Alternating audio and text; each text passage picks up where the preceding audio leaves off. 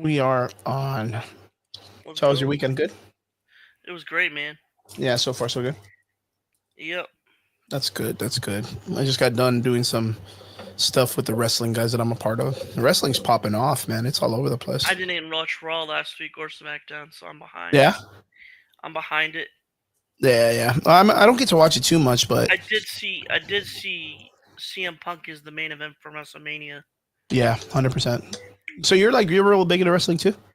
A little bit. I mean, I've been trying to get into it, cause I used to watch it when I was little, Dope. when Taker and Kane were on there. Yeah, yeah. Straight, 100%. But I was young, I didn't understand what was going on. So I'm There we trying go. to get into it now, though. Yeah, yeah, me too.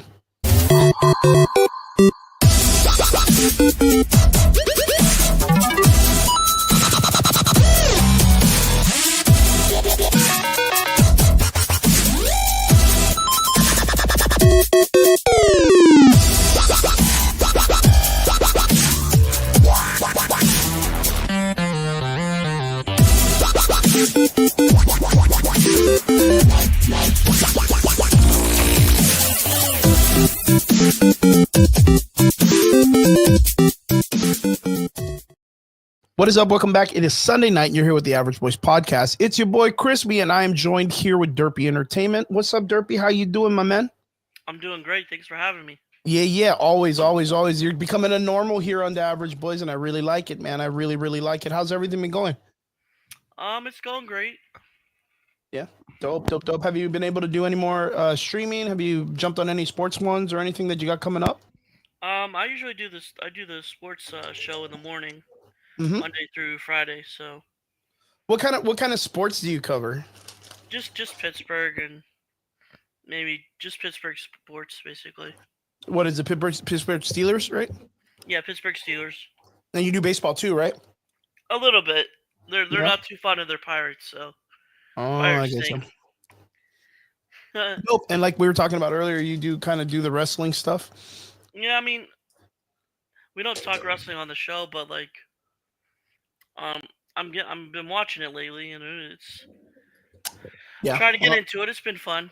Yeah, I've been in the same boat. I have a couple of my friends. We got Biggie and stuff like that, and of course Brian, a friend of ours, D Vargas and Eddie too. Man, all these guys they like the wrestling stuff, and they've been casually getting me involved in stories and stuff like that. I really like it. And of course, I think I'm like every other guy. I think Rhea Ripley's stuff is really good. I liked her in the Dom connection. Not really digging the Liv Morgan, right? Liv Yeah, me Morgan. either. Yeah, Liv Morgan.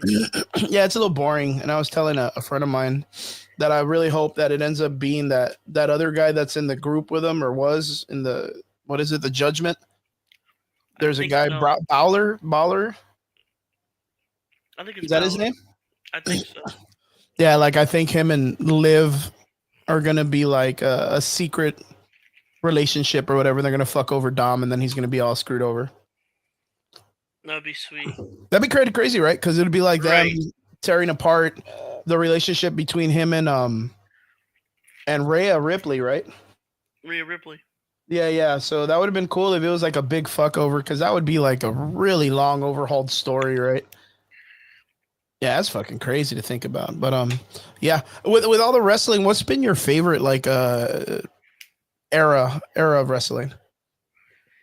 Probably early 2000s when they didn't give a crap. Like Or the the Rock, 90s. those guys? Or the 90s where they didn't give a crap what they do on Yeah, that there. was pretty crazy. That was like DX and Yeah, those guys back in the day, right? right. Was that like WCW? You remember? Do you remember the WCW days? What's up, Not Miguel? Good to really. see you, my man. You don't remember the WCW days? Like the what was the name of that group? DX? No, DX Oh, was yeah. NWO. NWO. Yeah. You remember that? That was think like I old think- school, man. That was Yeah, really, that was really old old school. school. Yeah, that was a good time in wrestling entertainment when it was like all over the place and it was just conquering the world. All right, well, we got a pretty good show today. Of course, we're going to be talking about probably the biggest elephant in the room. This past week, Marvel dropped a very interesting trailer, I would say, right? Robert Downey Jr. was in it. You know what I mean? Like, it was, I'm not going to lie, it was pretty crazy. I thought it was the craziest thing, but Yeah, we got this really interesting trailer with all the seats of, I Maybe want we to should say, the majority of the actors that are going to be in Marvel's Doomsday, which I still think is like the weirdest name, right? I have a question for you. Yeah, yeah, go ahead. Maybe you should just go in the other room and just announce the cast as your chair is just right there empty. None of Right, them right? like I'll get out of the room and I'll just scream the names, dude. yes. That would be so funny. I do want to But bring up Marvel Doomsday. I watched all those hours of it. You sat through the whole thing? Well, 5 hours? I sat for 3 hours, napped about an hour, and then I watched the rest of it. That's that's insane, dude. And then just to know, because I remember there were people that were like, there's no way Robert Downey sat through 5 hours. I was There's like, well, no no way, no. shit, right? It's pre-recorded, right? Yeah. And it was crazy because I think they ended up just elongating the like a slow mo into the 5 hour thing. Every announcement Right. was like 20, 30 minutes long or whatever. There was Then a they just had a shorter version of it, and it was just ridiculous that we. yeah, it was insane the amount of people that are in it. Like it's nuts. Before we get into all the characters and the cast and all the people that they announced, how do you feel about it though? I've been telling you ever since I got on here, man. I don't know if I You don't with all those cast. How many are there on there? Like 20, 30? Yeah, there's a lot, man. Let me They're gonna have see to it on cover a here. lot, One, two, and three, I four, don't know five, if the 6, 7, 8, 9. 9 times 4 is what? 36, I think. 36 plus 8. Is that like 42? Yeah, I think. Yeah, that's a lot of motherfuckers, man. But some of them don't make sense, Right. right? Because like I'm looking at it here, and I typed in Avengers Doomsday Cast, and it gave me. I'll bring it up right Oh, now. Yeah, let me give it to you because this is literally straight off of Google. share I'm screen. not doing anything extra or anything. What's up, Sal? Good to see you, my dude. Good to see you, my dude. um, this is the list of people that they're bringing out, right? It's ridiculous. I don't even know how they're gonna do that, man. But like you said, Like a lot of it, they have to stick to somewhat of the source material. yeah, and it's really weird. And I kind of feel, you know what? And I wish the boys were here, man. All of us, because it's something interesting. We talked about this like 2 weeks ago, and we were talking about if Secret Wars was going to be like source material, and of course, like I'm kind of like the underling on this. I'm kind of like the one that's not getting the gist of it, right? But then again, it's because of the fact that I know since if they follow the source material, that's always a good backup if they fuck up, right? Right. Because the source material has a beginning and end. It doesn't have any blocks. It doesn't have any continuity errors. It's just like it's laid out there. It's super easy to follow. You can go from there and move things around, but you're not gonna deviate too far and mess up because you already know the outcome, which is cool because that's like it's Is like the Harry Aquafina's Potter in this? books. What's up? Aquafina's in this? Well, she's with Tony Jaa, or no, not Tony Jaa. She's in Shang-Chi. You're right. Yeah, Fuck. remember she was with Shang-Chi, and Bro. that's the thing. Like the dad's here, How are and they? he died. The Mandarin or whatever, he died. Like he died, didn't he? Yeah. Didn't he get like toasted? Like why? How is he going to be here unless it's going to be like in a flashback I don't know, man. again? Like It's this either one. gonna go like to set up this thing. They got to. It's got to be better than an Infinity War, and they got to lose bad. I think they're going to lose. That's what I mean. And they got to lose hardcore worse than what they did in Infinity War. Yeah, I was going to say There's got to be lots of death. That's all I'm gonna say. Like actual death. Well, even with that, like we were talking about Daredevil, and right at the beginning of Daredevil, they like killed off the original cast in some weird way, right? Right. Like, and here we see that literally almost the entire original cast of the X-Men from like the 90s or the early 2000s are here. Yeah. And do we really think like those guys at their age are gonna They're pull a gonna. whole ass You're movie? right. No, they're You're gonna get right. wrecked, dude. And like, We where gotta is put them on the short fucking list. Holly Berry?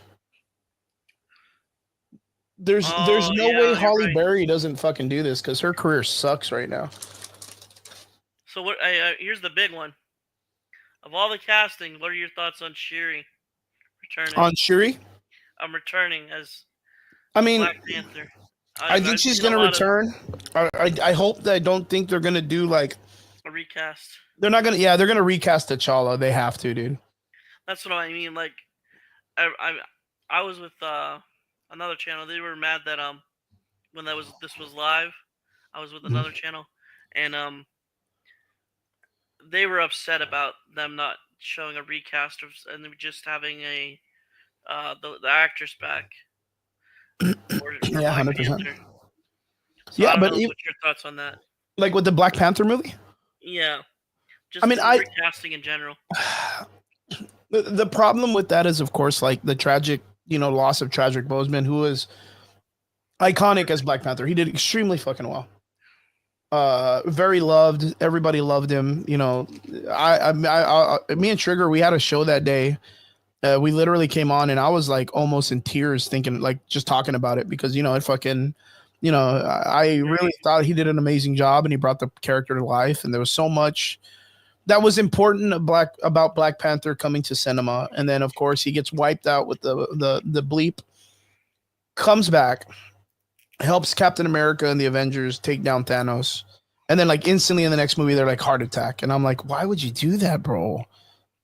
Like, why would you do that? Even in the comic books, like as is, most of the character of the Black Panther has the full costume on all the time. You could have literally had a stand-in actor and had a voice actor come and kind of like do his voice lines, sounding like Chadwick Boseman, and just have the guy be the Black Panther, never take the mask off, maybe do like a reveal or something later, but not just have him without it. What's up, John? Good to see you, my bro. Good to see you. There's a bunch of ways they could have done it, but I think ideally they should have recasted. right. I think they should have recasted. I think that was the most smartest move to do. But they didn't. They thought it was going to be something that was like, well, too soon. Let's just I thought it, man, but it was so much, bro, because then you have to deal with not only the death of Chadwick Boseman in real life, but the death of the character, and then you got to give all that property back to another character, which, mind you, nothing against Letitia Wright. She did an amazing job too. And in the I comic book, liked the movie. Shuri does become the Black Panther. Right. Like that's legitimate. And then later on, T'Challa, if I'm not mistaken, goes to Necropolis and becomes the king of the dead. And then her and Interesting. Storm like do this thing, and then Shuri sacrifices herself to bring T'Challa back. So then Shuri ends up dying in the series. So like there's this big up and down movements with the two characters, but of course the outside variable was the actual passing of Chadwick Boseman. Um, I thought it was classy how they did it. I thought it was cool, like a good memory and a good send off. But again, I thought it hindered the story from continuing, and I think I would have assumed, and of course, like I didn't know the gentleman myself, but I would consider that a man of art and a man of that nature would have been like the show must go on. We've heard Right. this a million times in Hollywood, and I would have thought that Chadwick Boseman would have been comfortable enough to have told, his casting crew and his family about what is happening in his personal life, in order for them to create a plan in case it happens. Right. Right. So, I mean, I think they made a mistake by not replacing his character. I really do. I But agree. rumor is they are going to replace his character for Doomsday. They just haven't revealed who the actor is going to be and whatnot. So, but that's even cooler because, well, it's cool because, of course, I would bring up the shot. I'll talk about it later when of course, like when we talk about like the Secret Wars and all that stuff a little bit more, right? There is this really cool, iconic panel that happens with the Black Panther. Would they do it for Shuri? I think they would, but I think it loses momentum. Right. because it's like the like a gender swapping characters, or not really gender swapping characters, because she, Not like I said, really. she's a Black Panther, but it means so much for T'Challa in that scene, because of course he's the king of the dead. That's what literally, like, that's what his whole shtick. You know what I mean? So we'll have to see, but of course it's not on here. But yeah, man, there's a lot of these characters, and mind you, not a lot of them are in Secret Wars to begin with. But then again, this isn't Right. Secret Wars. This is Doomsday. There is a large part of me that feels like the Doomsday story is going to be the X-Men versus the Avengers story, That's what I've been hearing. like AVX, right? Yeah, that's what I've been Um, hearing from a lot of you're gonna, fan theories. and then you have, of course, the Thunderbolts that come in as this like pseudo Avengers team, which I think may be the first group that fight the X-Men. You know what I mean? They may be the first guys to go up, and then later on, of course, the actual Avengers show up, or the majority of the newer ones, because you have the Fantastic Four, you have Right. Spider-Man, who's an original Avenger, you have I Chris don't. Evans, I don't think Spider-Man's in it. Tom Holland's not in it. No. I I could have think he's sworn I saw his name on one of the chairs, though. no. No, why's Haley Atwell there? I don't know, but I know for sure Tom Holland's not in it because they said that it's going to be going on. The events will be going on. The Spider-Man 4 will be. You know what I That's mean? You know how Ant-Man. You know how Ant-Man was going on during Infinity War. mm-hmm. It'll be the same thing, pretty much. He'll be off in a doing Like his in an own alternate Spider-Man. adventure, right? Yeah. They're going to be doing adventures all over the place, right? Right. Um, who are you most surprised to see on that list? The actor who plays Beast. Oh, Because I didn't see. Kelsey I didn't. Grammer. Because I didn't see Marvels. I didn't see Marvels You didn't see it? Yeah, dude, that's crazy. until I found out about the ending. Yeah, this guy, Kelsey Grammer. Yeah. But I don't think, again, all these dudes, I don't think he's gonna be on. He's not gonna. There's no way he's like not CG. There's no way. Winston Duke. How do you feel about Winston Duke being in it? That's interesting. Because Yeah, because I mean, he's a side character. yeah, but he's such like he's a G though, man. Like he's Right. done such an amazing job. Winston Duke as this character has brought life to You're this right. character. What's up, Chrissy? Good to see you in the comments section. Let me get this real quick. Um, yeah, I was like, every time I see these kind of like out of pocket characters, but then again, it's the same thing with the Young Avengers too, man. Like the Young Avengers, they don't really have story. I would love to get to Young Avengers, man. Dude, what? I would love to get to Young Avengers. I But always they're in like their here. Like animated. that's the thing. They're in here. Are they? Yeah, 100% they're in here. Watch. Let me see. Because wait. Was that I it? love the old. I love the. Do you remember? It was a Young Avengers movie, like an animated movie, long time ago. I remember the future ones, the future Young Yeah, Avengers. the future Young Avengers. I like that one. That was like where Captain America and Black Widow had a kid. Yeah, Yeah, that one was really good. And then what is it? The Iron- Hulk was still alive? Yeah, and the Iron I think the Man Hulk was was. like retired and stuff or something like Yeah, that. I remember that. That was good. That was really good. I wish That they was would an do interesting something like storyline that, because but- those characters were just made up for that animation, I think. right. So you know what? Actually, because I saw it earlier, because when I typed it in Google, it gave me all that other cast, but here it's not really showing me the Young Avengers. But even with that, that's weird because we have all of these Avengers with the Fantastic Four, the Thunderbolts.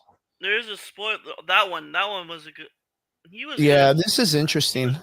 Yeah, I don't know how they're gonna do it, but like now there's the couple between wasn't it isn't it Sue and him? Which one? Sue Oh, they have a relationship. Well, not a relationship, but they've known each other since World War II, apparently. yeah, and there was like something that they had like a on and off relationship or something. Yeah, because Namor's like a G, dude. He's a pimp. I think 100% the Sentry puts him down. Have you seen the trailers for the Sentry and the new Thunderbolts trailer? No, I have not. I mean maybe the one where they're like sent somewhere, right? They're like Yeah, like a they're, desert or something. They're just disappeared. I don't know if you. They just disappear basically. I don't think I've seen the new one though. No, they just dropped a trailer this past week, and the Sentry looks pretty good. Oh, Sentry looks really good. I just Wait, don't. I just don't know if Thunderbolts is going to be good because nobody knows who the Thunderbolts are. Besides I mean, well, fans. even the idea of the Thunderbolts, like it's not even the original team, Right. right? Because what I was kind of hoping for is that we were going to get Baron Zemo back Oh, that would have been sweet. because he did an amazing job in Falcon and the Winter Soldier. He did an amazing job, and he's of course like one of the leaders of the Thunderbolts. Minus that it's not Bucky, but it would be so fucking funny if they brought him back, which they probably will at the end of the story. Because I wouldn't, you know what? I would put fucking money on that. Let me see if I can bring this up. Okay, yeah. Let me bet change. on that. Give me bet on that. Yeah, I would so put money on this. I'm gonna bet $20, dude. All right. Put it up. I'm gonna bet $20 that what they're gonna do is, of course, put it Marvel. up here for next week. Huh? Put it up on here for next week. I'm gonna shake. I'm gonna shake on this. Watch Marvel Thunderbolts, right? Comics. Actually, no. You know what? Let's go. Because this is the Thunderbolts in some of the stories, but the Thunderbolts, like, of course, it's like a changing team, right? But what was they are going to the Dark Avengers, right? Dark Avengers. So in the Dark Avengers comic book, we have this ragtag group of teams. It's Quicksilver, Sentry, Marvel, Miss Marvel. We have what's his name? Harry Osborn or Norman Osborn. Ares, Draken, and Bullseye from Daredevil. Right? So what if and I'm just gonna throw this out, right? Like, okay, so Venom, and if I'm not mistaken, Venom is Scorpion. The guy from the Scorpion series. Anti-Secret 7, basically. Something like that, right? And who's Miss Marvel? I can't remember. I can't remember who. Maybe it's. No, I can't think off the top of my head who it was. I wasn't even interested in that character. But what if, and I'm just gonna throw this out in the dark, they're gonna switch the Iron Patriot Norman Osborn character, since he hasn't been involved yet. Right. I'm just gonna throw this out there. Thunderbolts at the end of the story when they make them the Avengers, right? Because they're gonna turn. That's why the asterisk is at the end of it, right?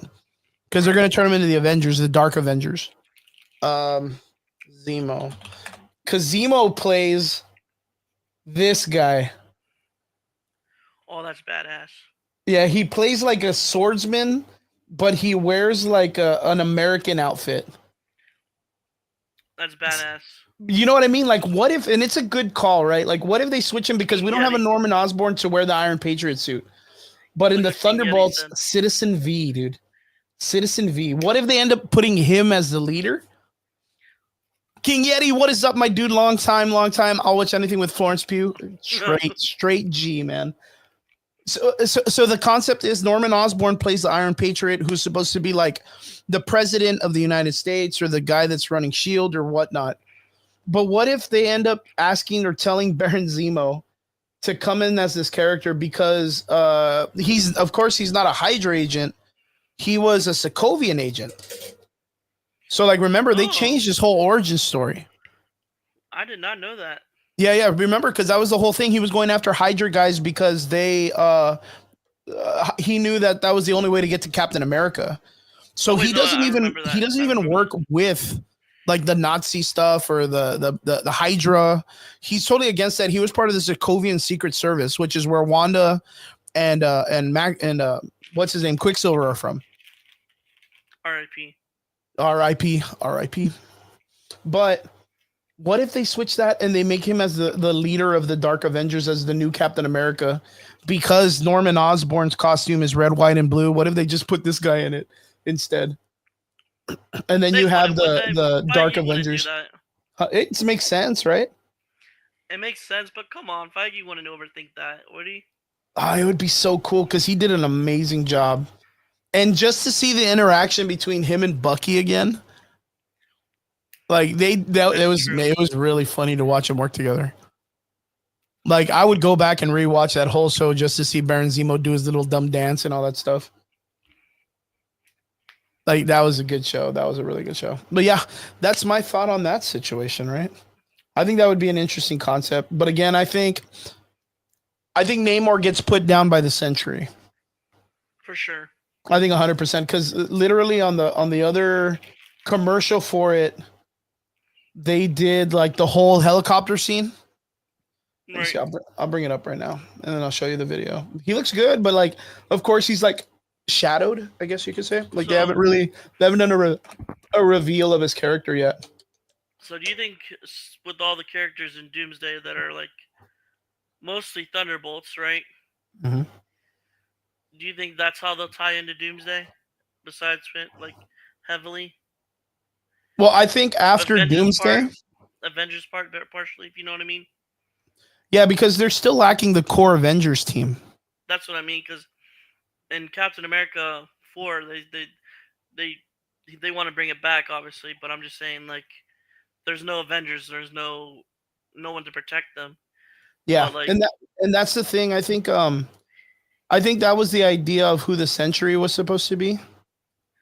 Like he oh, was supposed to be because remember the Sentry is like a made up. that's right. Lagging. And yeah, like that was his whole shtick. But yeah, this is a fake one. Ugh. I don't like fake trailers. I hate fake trailers, dude. Don't you hate fake trailers? Yeah. I hate that. Unless, remember the Kenobi one? Yeah, I do remember the Kenobi one. Yeah. And then And I think I clicked on the column. same stupid YouTube channel that does it, like Screen Crush or Screen Rant or something like that. And then there was a Boba one too. Mm-hmm. With the movie, and then we got the show. Oh god, It's so wild. So terrible. Is it this one? It's because man, they released a trailer a couple of weeks ago, and I don't know. Like, oh, here it is. 3 days ago. Yeah, dude, here it is. Here, I'm gonna show it to you. All right, I thought this was. Oh man, dude, this is good. Getty said something before we do. Yeah, this is good, and it gives you a sense. And the reason why, and I was talking about this with the boys a while back. Yeah. King Yeti said he wasn't a fake hero. Someone made everyone. Well, it was Doctor Strange and the Fantastic Four that made everybody forget because they made the tower, the Watchtower. But he was because they gave him a really concentrated version of the Super Soldier Serum. It was called the Golden Hero Serum, or I forgot what it was called. It was something like that. But yeah, he wasn't a superhero. He was a druggie. Like, he was just a dude that wanted drugs. He went in for painkillers and he stole the secret serum and took it, and it by all means gave him a bunch of fucking powers. Like the power of 1,000,000 exploding suns. That's literally what they say. Wow. But so you know what I think is going to happen? I think they bring this guy in because remember the dichotomy of the century, right? This dude right here. Look, I'm a fan. I'm a fan. I have a fucking action figure. The thing is with his character is he has bipolar disorder, and his secondary mentality with like a schizophrenia is a cosmic entity that's called the Void, which is like wants to destroy the entire multiverse and universe and everything in general, and literally can. But of course, like I've talked about this before, I'm a really big fan of a character named Hyperion, which is I want to say is the Marvel version of the actual Superman character. Ooh. But the mentality and personality of Hyperion is like Injustice Superman. Like 100%, it's more injustice. It's more like theory of if you keep breaking the law, I'm just going to take care of you myself kind of thing. Rather than be all about the specifics of law. Yeah, so it's an interesting dichotomy for the character itself. I really think what they're going to do is they're going to mix the mentality of Hyperion with the Sentry character after he becomes one with the Void. If that makes sense. A little bit. Yeah, because the only way you can't stop the Sentry. Like no one can. I think the Hulk with the World Breaker Hulk syndrome or whatever they want to call it during Planet Hulk or World War Hulk. Uh, they punch each other and they knock each other out, and that's all they could do with the Sentry. They just knock him out, and that's the Hulk at like almost Maestro like level. You know what I mean? That's crazy. Yeah. So he's super strong, super strong. But the thing is, and me and Trigger always talk about this because there is one of the greatest panels in comic book history, and it's in the Secret Wars Time Runs Out comic book line, which is Hyperion and Thor from the Ultimate Universe are fighting the Beyonders in the end, and they're gonna die. And they do this whole because there's like a big bromance before like between them where they become like brothers, and they're like the greatest warriors in the Avengers team. And it's just them fighting like the greatest, strongest creatures that Marvel has ever created, the Beyonders. And they both die, and they say this really great line where like Thor is from the Ultimate Universe, and the hammer is you can pick it up if you're not worthy, because it's opposite of what the world is, of our world. So in the end, when he goes to pick up the hammer, he can't pick it up anymore because he's sacrificing himself for the good of mankind or whatever. And he just laughs, and he's like, well, what a great time for me to become worthy. And then he just pulls out Jormungandr, the axe that he carries, which is like an axe that can cut through anything at like an atomic level. And the Sentry, of course, he doesn't have a weapon, but he has this, like, the way he looks like this, he has like this badass beard and a ponytail, and they're like, well, today we're gonna die. Will you wait for me in Valhalla? Right? Because that's Thor's thing, right? Right. And Thor looks at him and goes, brother, I'm gonna race you there. And then the panel is just them fucking flying off to fight the Beyonders. And it says, like, with a clash of lightning and a sound of thunder, two gods fell, and everything would like goes black. And at that time, of course, you know, Doctor Doom and Owen Reese, the Molecule Man, and Doctor Strange are in the background doing a bunch of stuff where they're like going to take out the Beyonders with all the Molecule Men that they've collected throughout the multiverse to make a giant bomb. But it's just such a cool send off to the Marvel universe in that nature. So knowing that that's like huge, like we're talking about the Black Panther panel, and we're talking about all this stuff that comes out in the main comic books, there's a lot of key element and points in the story that, of course, us as fans would love to see. Right. We would And love I to. just don't think it's gonna happen though. Yeah, we talked about that last week. I keep getting my heart broken by you guys. Get off of it, Chris. It's not going to happen. But now we're getting introduced to, I'm going to show you the video, and you could see where it has a very, like, the Sentry, of course, is this character that's dynamically one part Superman, the other part a cosmic god, a villain. Oof. Sorry And about that. that's my part. Like, I don't think the general audience is ready for like the weird side of Yeah, Marvel. yeah, no, that's true, because not a lot of people took Like the cosmic stuff. what was the Sony? They brought in Null, right? For the Spider-Man movie, Venom. Yeah, no, yeah. And he's ridiculous. Yeah, he's ridiculously strong, as a matter of fact, ridiculously. And it just looked weird to have him in the Venom movie. Right. And even Gore the God Butcher looks silly. You know what I mean? Yeah, don't even get me started on Thor 4. Even if you want to do deep cuts, right? Deep cuts. Right. Dormammu was kind of dumb. Yeah. It was dumb. They had this big dude in the air, and the only thing that Doctor Strange did with him was just a big gotcha moment. Right. Billy Barnett says, "What's up, Billy? Good to see you again, my dude. Did you guys see this? That Snow White lost to The Chosen, The Last Supper, on Friday at the box office? Hey, man, well, that's good though. Jesus for the win. Bang bang." What's even worse is it's lower than Dragon Ball Evolution, the movie. That's it's taking that, but that's a low hit, man. Yeah, that's a low hit. But yeah, let me show you this trailer, and you tell me with the vibes that this doesn't have some weird. When does this drop again? What's up? When does this movie drop again?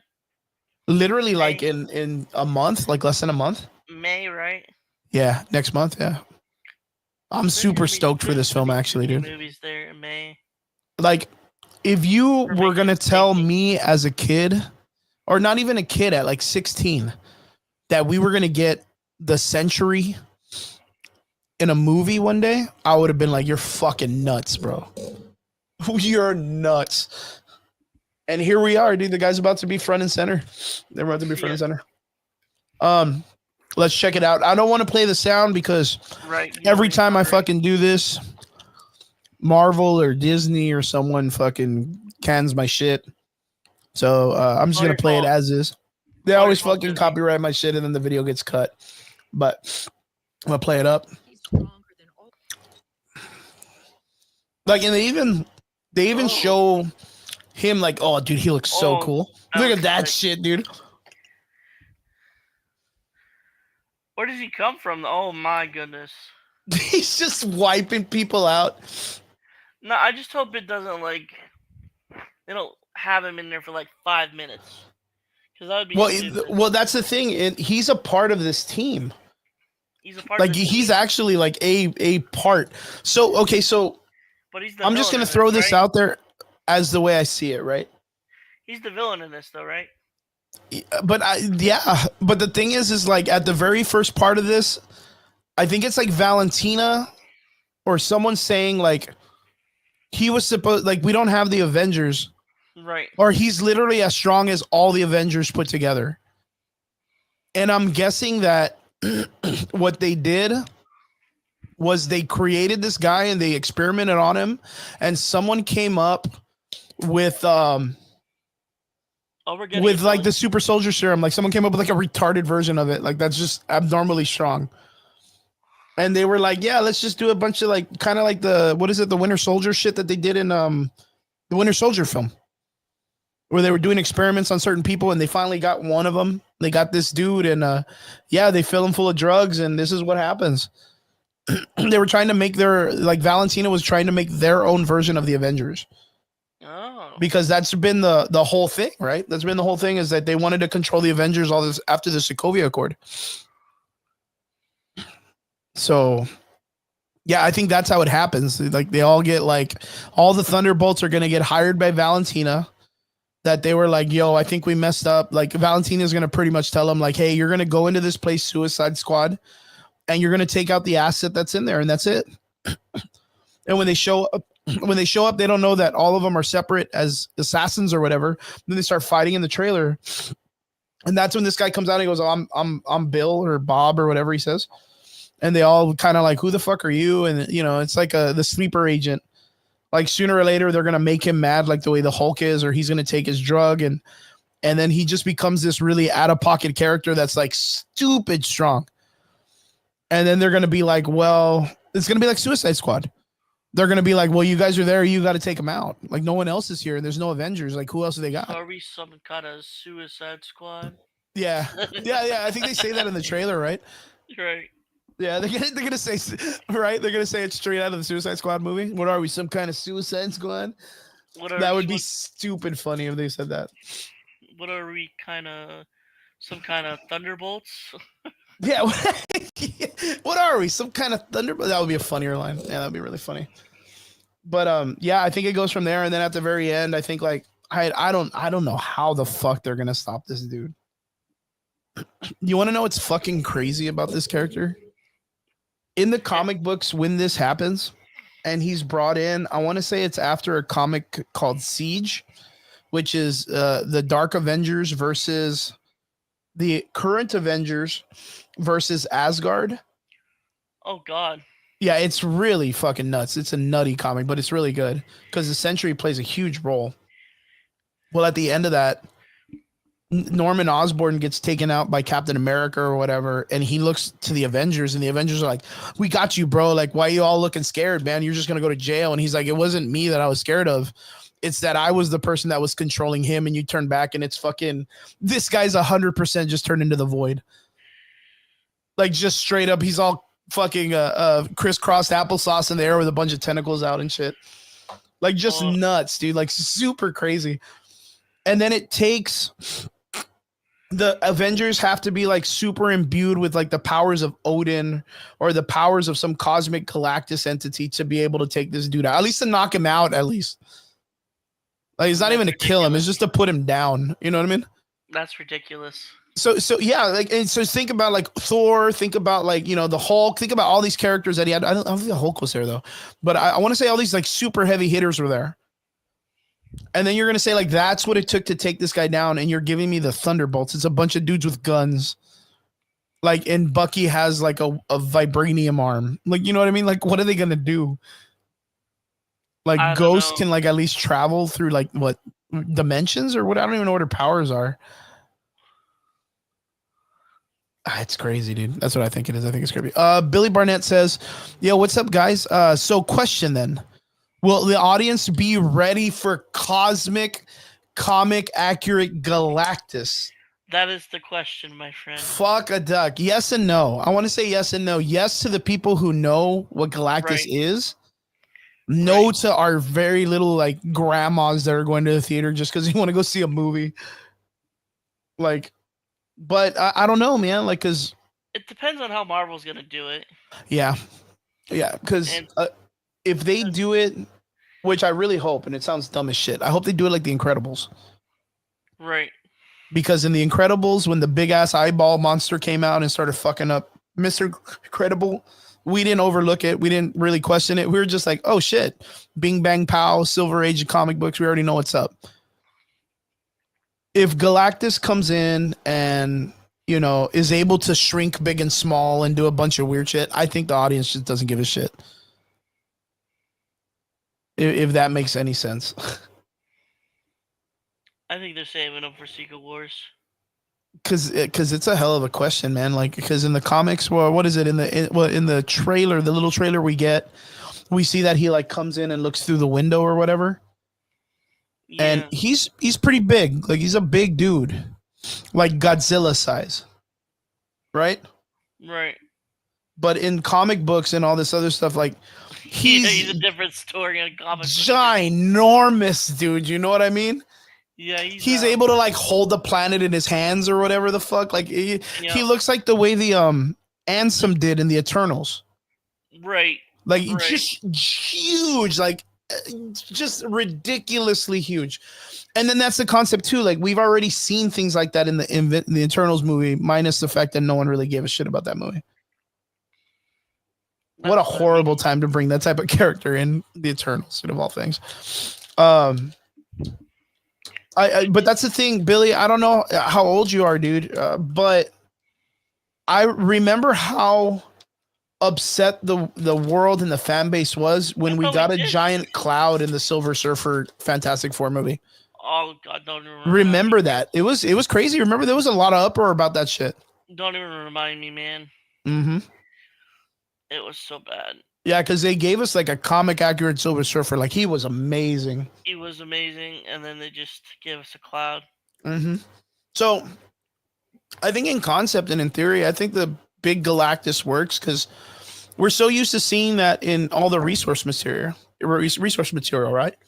Right. And we got it in the cloud form in that one. And that was like back in the day, 2015, 2018. And people were still pissed off. Like even to this day, people will still be like, yeah, the Fantastic Four movie was cool, except it sucked because they fucked up Galactus. And I would hear that from like basic people. And then there's Fan Four Stick. Oh, Fantastic Four Stick. Yeah, and then there's that one. You know what? I'll give it up for the entrance of the Thing. I thought the entrance was badass. When they drop him out of the airplane and he lands and he fucking like just wrecks that whole forest. I didn't even watch it, man. No, really? Oh, that was such a good scene, dude. That was like a really good. Everything else about it was bad. That Doom sucked so bad. The trailer of him was just. The actor was okay for Doom, but the story was so ridiculous, man. You know, and I'll die on this. I think the guy that played Doom in the Fantastic Four movies, the 1 and 2. Yeah. I thought he was good. He was really good. I was talking to the boys about this like a month and a half ago. He was probably the best part of the film. I really wish that he would be the God Doom character. I did not care for Robert Downey Jr. For for sure. And I was like, in my mind, I was like, if you remember the Fantastic Four movie 1 and 2, in 1, he wasn't a bad guy until he got hit by the storm because he felt he got changed or fucked up the most. So he didn't really have the origin story of like the Doctor Doom, where his mother was like taken by Mephisto and like all this other shit, right? Like the cosmic weird shit, and the magic wasn't there. But he was badass, and he was just villainous, right? yeah, the voice too. Yeah, he had everything. The look, every time he made a face at fucking Reed Richards, like for being a piece of shit or whatever, like Yeah, he was super good. But in part 2, I thought that was really, really great of his character to be like, okay, I'm gonna go visit this weird alien and take his power. right. So he instantly like showed up like Doctor Doom and literally jumped his ass and was like, yo, you're here on my planet. What do you want?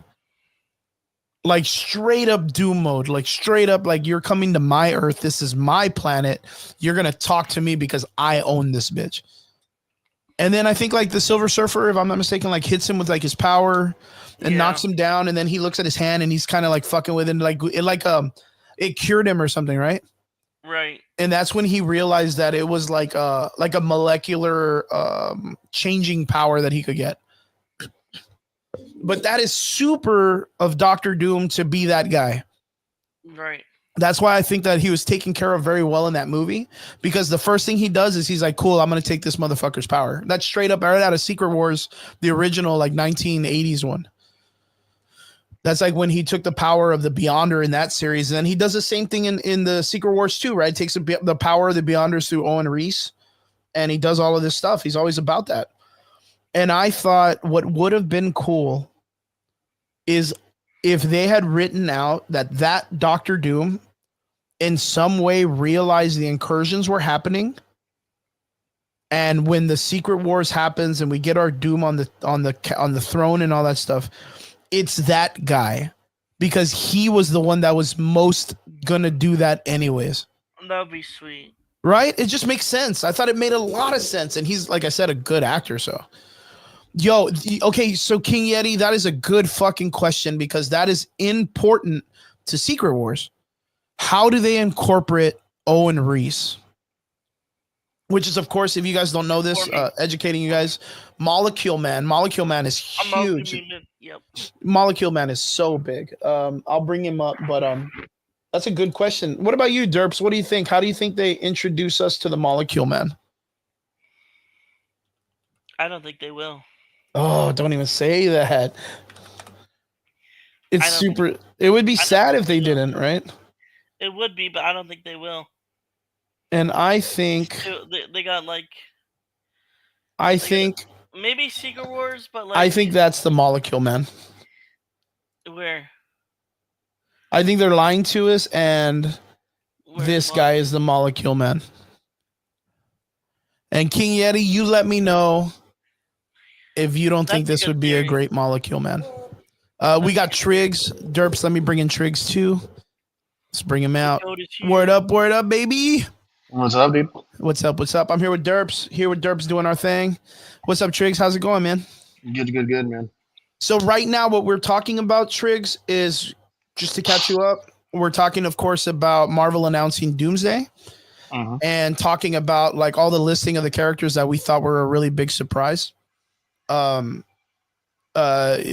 Duke playing M'Baku was a little weird, and I thought it was cool though, because I love his character. Shiri Williams playing Shiri and Riri, right? Of course, those two characters.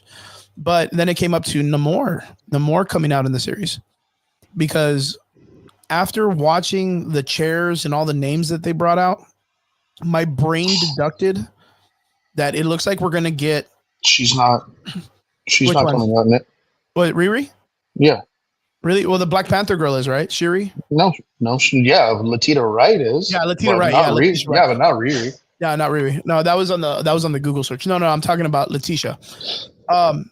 But what me and Derpy kind of agreed on is that I think we're getting. What's up, Travis? Good to see you, man. Thank you for joining the show. I think we're getting both Secret Wars.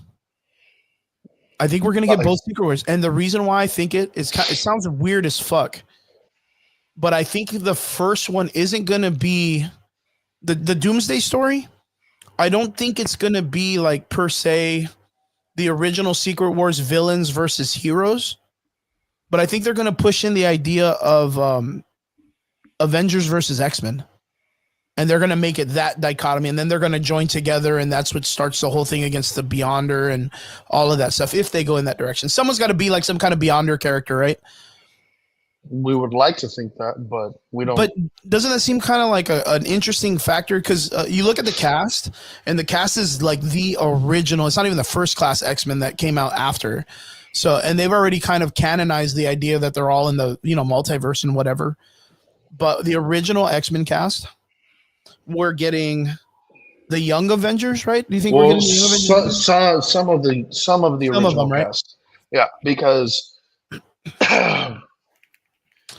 babe,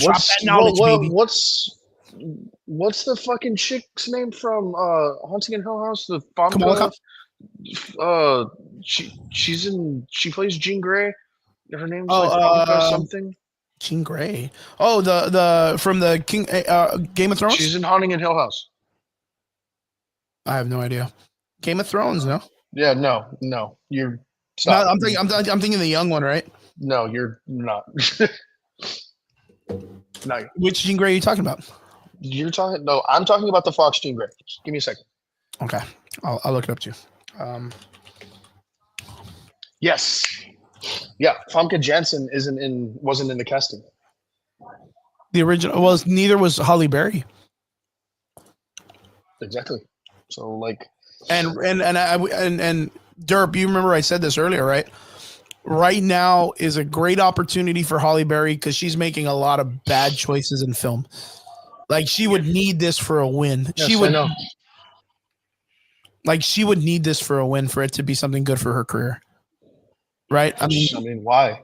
She's got royalties out of the fucking ears, dude. Out of the wazoo, yeah. I mean, I get that, so, but like, that's like saying Samuel Jackson needs this movie to fucking work for him so that he could do something.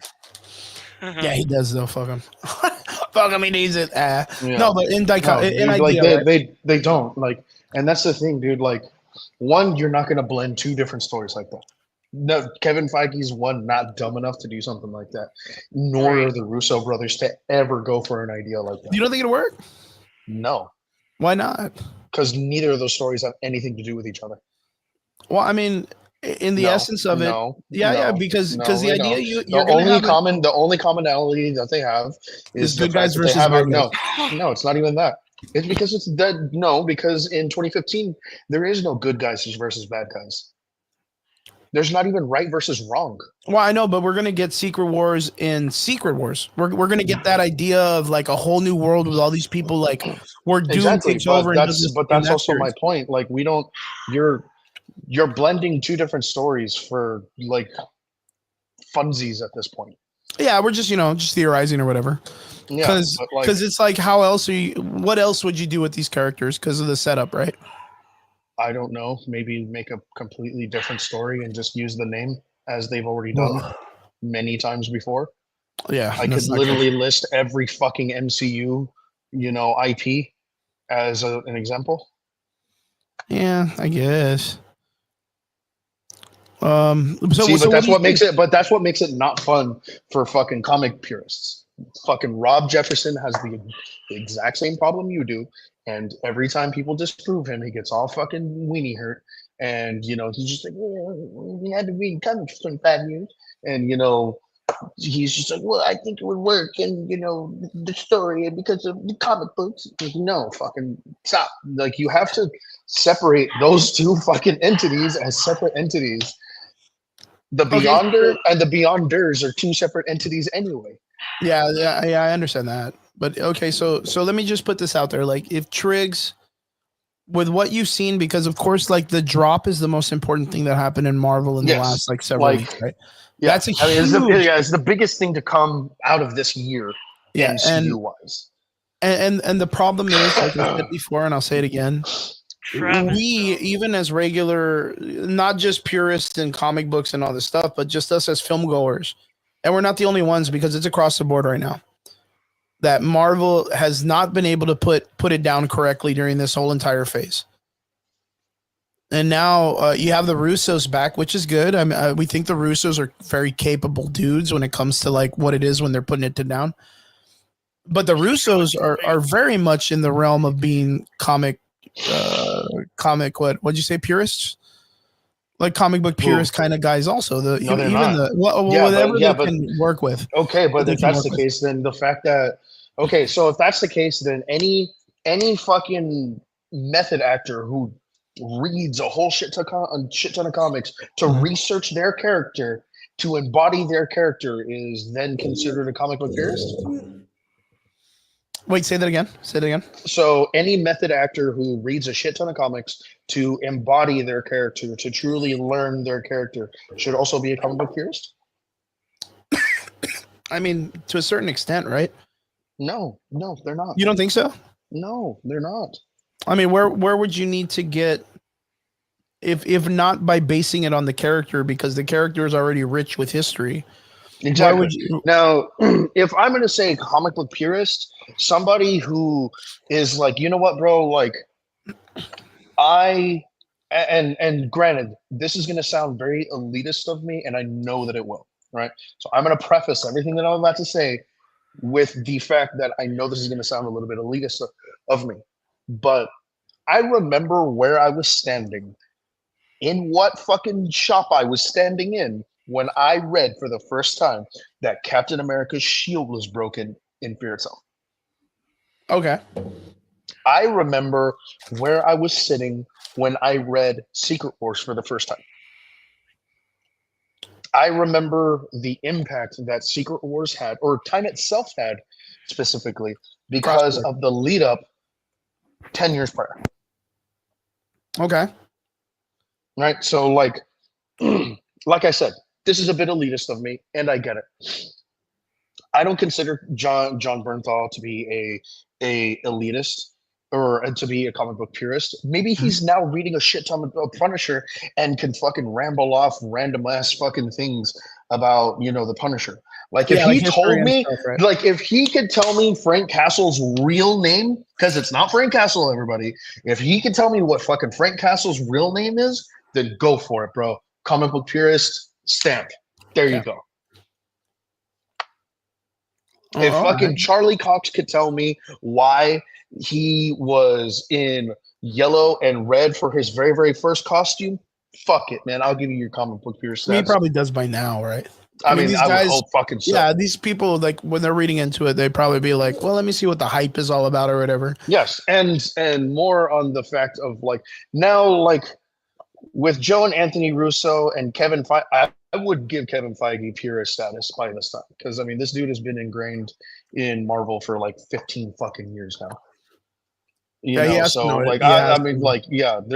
way that you're not up on the up about what's going on in Marvel. Of course, like, there's no fucking way. And that's because probably Marvel writers are now going to him and being like, "Yo, what should we put in?" You know what I mean? And that's why it wasn't too long ago that you saw. There was something that just happened the other day in comic books that literally just popped off like 2 weeks ago, where the Marvel Wanda from the cinematic universe is in the comic books in like a tube. Yeah. And they were like, yeah, she's alive. And now they're like, oh, MCU Wanda's alive, confirmed, blah, blah, blah. Confirmed, yeah. It's crazy that they're merging all of this shit together, right? But again, it's like everything is frequency in time, which again, this is why the Young Avengers never popped off really hard, or all the younger cast that never really got the opportunity to shine. King Yeti, you actually kind of make my argument, my guy. What does he say? Oh, well, yeah, he's talking. He's like, I'll pose an argument to Triggs' position. They made a Civil War movie with 0 X-Men. That's my exact that's what he's talking about. That's my exact point. But that was, of course, dichotomy because of the fact, let's just put this out there, legally they could not use the X-Men yet. They couldn't use anybody. No, don't get me wrong. There are certain hoops that, like,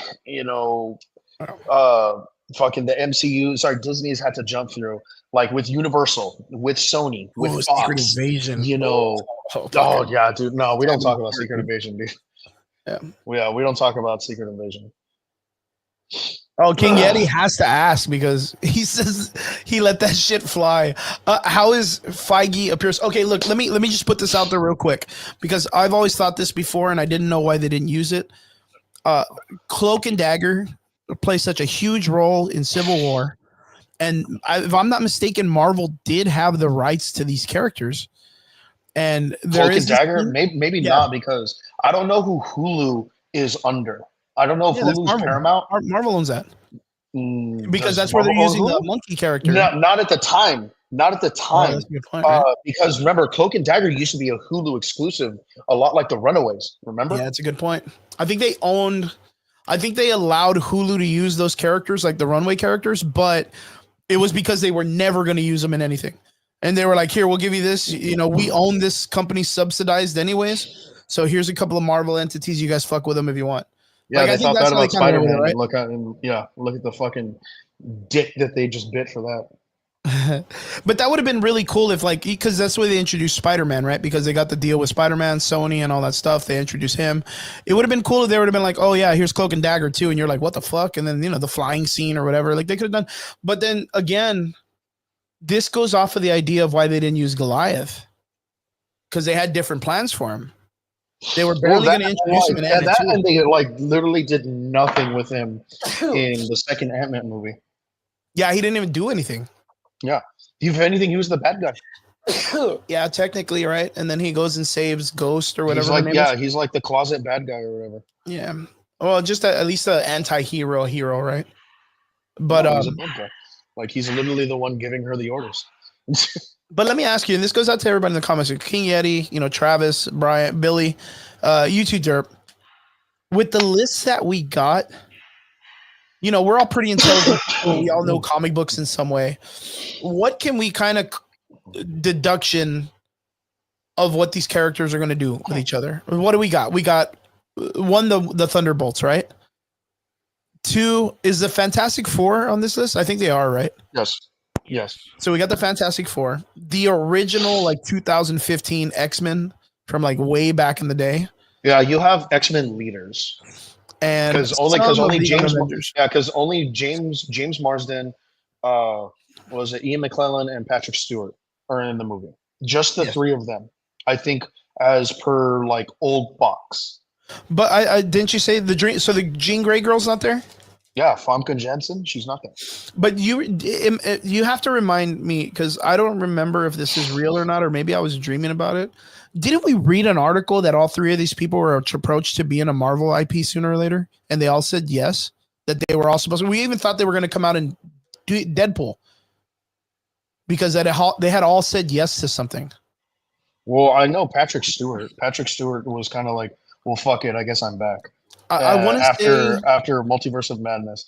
If you did read that, I don't remember seeing it. But I mean, the fact that he's back, like at least James Marsden is back, because that's already dope. huge. Yeah, because like you also got to remember, dude, we have no Ryan Reynolds, we have no Hugh Jackman, we have no Famke Janssen, we have no Halle Berry. We don't have what's that? We have no James McAvoy, no fucking other Magneto guy, whatever his fucking name is. We don't have any of them either. Did you guys see?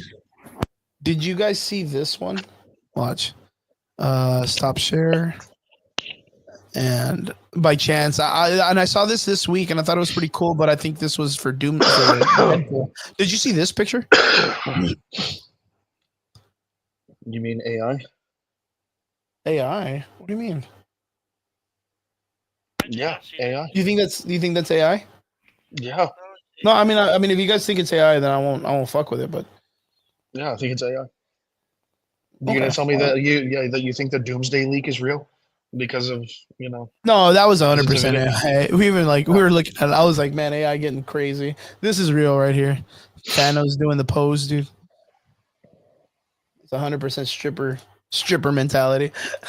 But yeah, so let me ask you guys. They don't love you, dog. They don't love you. Yeah, they don't love you, dog. So what do you think then? If you look at the cast that they're offering, like, what do you think the option is? And I'll read off of Travis's thing right now. He says Dane Whitman tracks down the one human who killed a Celestial on Earth. Peter Quill tells him about Arishem. Arishem, right? That's from the Eternals. Quill looks for the Eternals. Doom appearing kills Arishem and takes their powers. That's not too crazy, right? I mean, that's pretty interesting. I know that we saw the behind the scene photos apparently that they leaked a couple of weeks ago where like Vision was supposed to get with Peter Quill, which I still don't understand that. Like I don't even see they weren't even connected in the movies, weren't they? Or did they did they fight in Yeah, they did, didn't they? Yeah, they fought in the war, so they know of each other. But why would that doesn't make sense. Like why would Peter Quill go and hang I don't know. I can't even understand that. I can't even fathom that idea of Peter Quill and Vision just hanging out on a couch. And you also got to remember, dude, a lot of that shit is like concept art. Yeah, just because it's concept art doesn't mean that it makes the final cut. Yeah, 100%. I mean, look at fucking not Civil War. I mean, look at fucking Brave New World, like as a perfect example. Like there is like hundreds of shots done with other characters that are no longer in the movie because of reshoots and fucking script changes. Like just because like everything is concept art doesn't. Dude, the fucking chick who played Alita in Battle Angel Alita. Yeah. She's in fucking Captain America. Is she? Yeah, she's just cut out of the movie. What is she? What role was she supposed to play? She was one of the Servant Society. Oh, she's the one with Seth Rollins or whatever. She's one of the characters that was supposed to be with him. Yeah. Oh, I didn't know she was in the movie. Damn, that sucks. I really like that actress. She did really good in Battle Angel Alita. Yeah. Really fucking good at Battle Angel Alita. Travis also says, I imagine we're going to see a conflict. You tell me what you think, Triggs. I imagine we're going to be seeing the conflict between Cap and Magneto from the 80s story. Magneto not believing Cap's values mutants' life and much as human life. Ooh, during the old Secret Wars, what do you think? That's this would be a better like Avengers versus X-Men story, or like an Axis story than it would a Secret Wars, because like yet again this makes zero sense. Like because then why would Sentry be in the movie? Why would Dark Avengers? Dark Avengers. Okay, yeah, but what do the Dark Avengers have to do with fucking X-Men? Nothing. Well, I mean, because of the fact that they just have the name. And this is what me and Derby, we were talking about that too, right? Yeah, we were talking about that earlier where I was like, what I think is going to happen in that sense is we're going to get like you said, like an Axis kind of meetup. But the problem is we're going to get the Dark Avengers playing the Avengers role now because the Avengers have been disassembled. And even an interesting idea, and Triggs, you can take it as you want because I know that you're not really like theorizing in this nature of this, but no, it's my theorizing fits within the bounds of the current MCU. Well, we have Baron Zemo, and we don't have a Norman Osborn. Wouldn't it be cool if you brought at the end for the Dark Avengers, since they'll need like a leader, a Captain America member, and Norman Osborn's not there? They bring in what was it, Patriot V or Project V? What's the character he plays in the Thunderbolts where he's Iron Patriot. No, Iron Patriot is Norman Osborn. Yeah. But remember, Baron Zemo in the Thunderbolts plays the guy with the sword that's like an American patriot. We just talked about earlier, Patriot V or something like that. Yeah, watch. I'll bring it up right now. But like, don't you think it would be interesting if they were like, oh, dude, like, let me see, Thunderbolts, V. Yeah, what's yeah. This guy, look, watch. I'm just gonna show you a picture of him. Once you see the picture, you're gonna be like, oh, I remember that. The top left, top right here. He's the guy with the sword in the Thunderbolts. It's Baron Zemo. This guy. You remember that? Hold on. Sorry. Don't you think Citizen V? There you go. Michael Betancourt in the freaking comment section with the G move. Let's bring him up real quick. Citizen V. That's John Watkins III. This? Yep. Well, no, that's That's literally Baron Zemo. I think he takes No, over it's the John role when Walker. he's gone. No, well, Helmet Zemo did for a little bit, but yeah, um, and then Baron Strucker took over, and then no, there's been a lot. It's always been John Watkins. But It's always been that character. It's yeah. just Baron Zemo happened to, or Helmut Zemo took over for a little bit. But don't you think That's it would be that. cool? Like if because we don't have a Norman Osborn. See, and I would rather see Siege than I have more belief that we'll get Siege as like an earlier fucking like Hulk movie Yeah. or Thunderbolts movie than we will any of this fucking Yeah, I nonsense mean, of you and I have talked Doomsday. about it before. I think Siege would be a great film, especially with the way Asgard is in the world. Before, Yeah, they just I need to get have rid of it. so many ideas Yeah. that fit within the realms of the MCU, especially since you're bringing in Sentry now. Yeah, Dude, because I can see Sentry and the Thunderbolts like being manipulated and they take the role as the Dark Avengers, yeah. and then boom, fuck all that up. Let's fucking do it. Yeah, you see, and the thing is, right now, like even Michael Betancourt says, Citizen V was a front character. A lot of villains used him as the identity, but we have a Baron Zemo who did a fantastic fucking job. Fantastic job as a character, and he could carry some shit. Actor solid, he does a good job. Great villain from the Winter Soldier, one of the best, not if not the best movie in the Marvel universe. Like, you bring him back and you say, hey, now he's part of the Thunderbolts. That brings people to the theater, I think. Come on, he's better than the Red Guardian. I'll tell you that much. Yeah, but no one knows who the fuck Citizen V is. I barely remember who he was. Who? And you're This gonna guy's tell me Citizen V? that people, yeah, and you're gonna tell me that he's gonna be a draw to the movies? Well, I mean, no, like even in the What the factor of fuck are you you smoking? bring him in without the costume, and you do the Citizen V in the Dark Avengers like comic or whatever, or in the film or whatever. Give him his old fucking mask back. We only got to see him in it for Yeah, 30 in it for like seconds 10 anyway. seconds, and it was good, dude. Yeah, dude. It was so fucking good. Yeah. But yeah, I think that would be really good. I think that would be interesting. But again, it's hard because you have a lot of characters that aren't in it asset wise. But I would rather see Justin Hammer come in and lead and like finance the Thunderbolts and have them take on the role as like an inadvertent. that makes sense. I mean, Dark Avengers. because Tony Stark isn't here anymore. He died. So who's going to be the next guy coming up, right? And it was Hammer. Yeah. Like, it literally was. And we're already Michael working within Benstock- the bounds. Michael within Bencourt the bounds says, of I don't our think of we our introduce a Dark Avengers like this. I think Zemo taking over the Thunderbolts and introducing Norman Osborn and a new Nick Fury figure in charge of Hammer.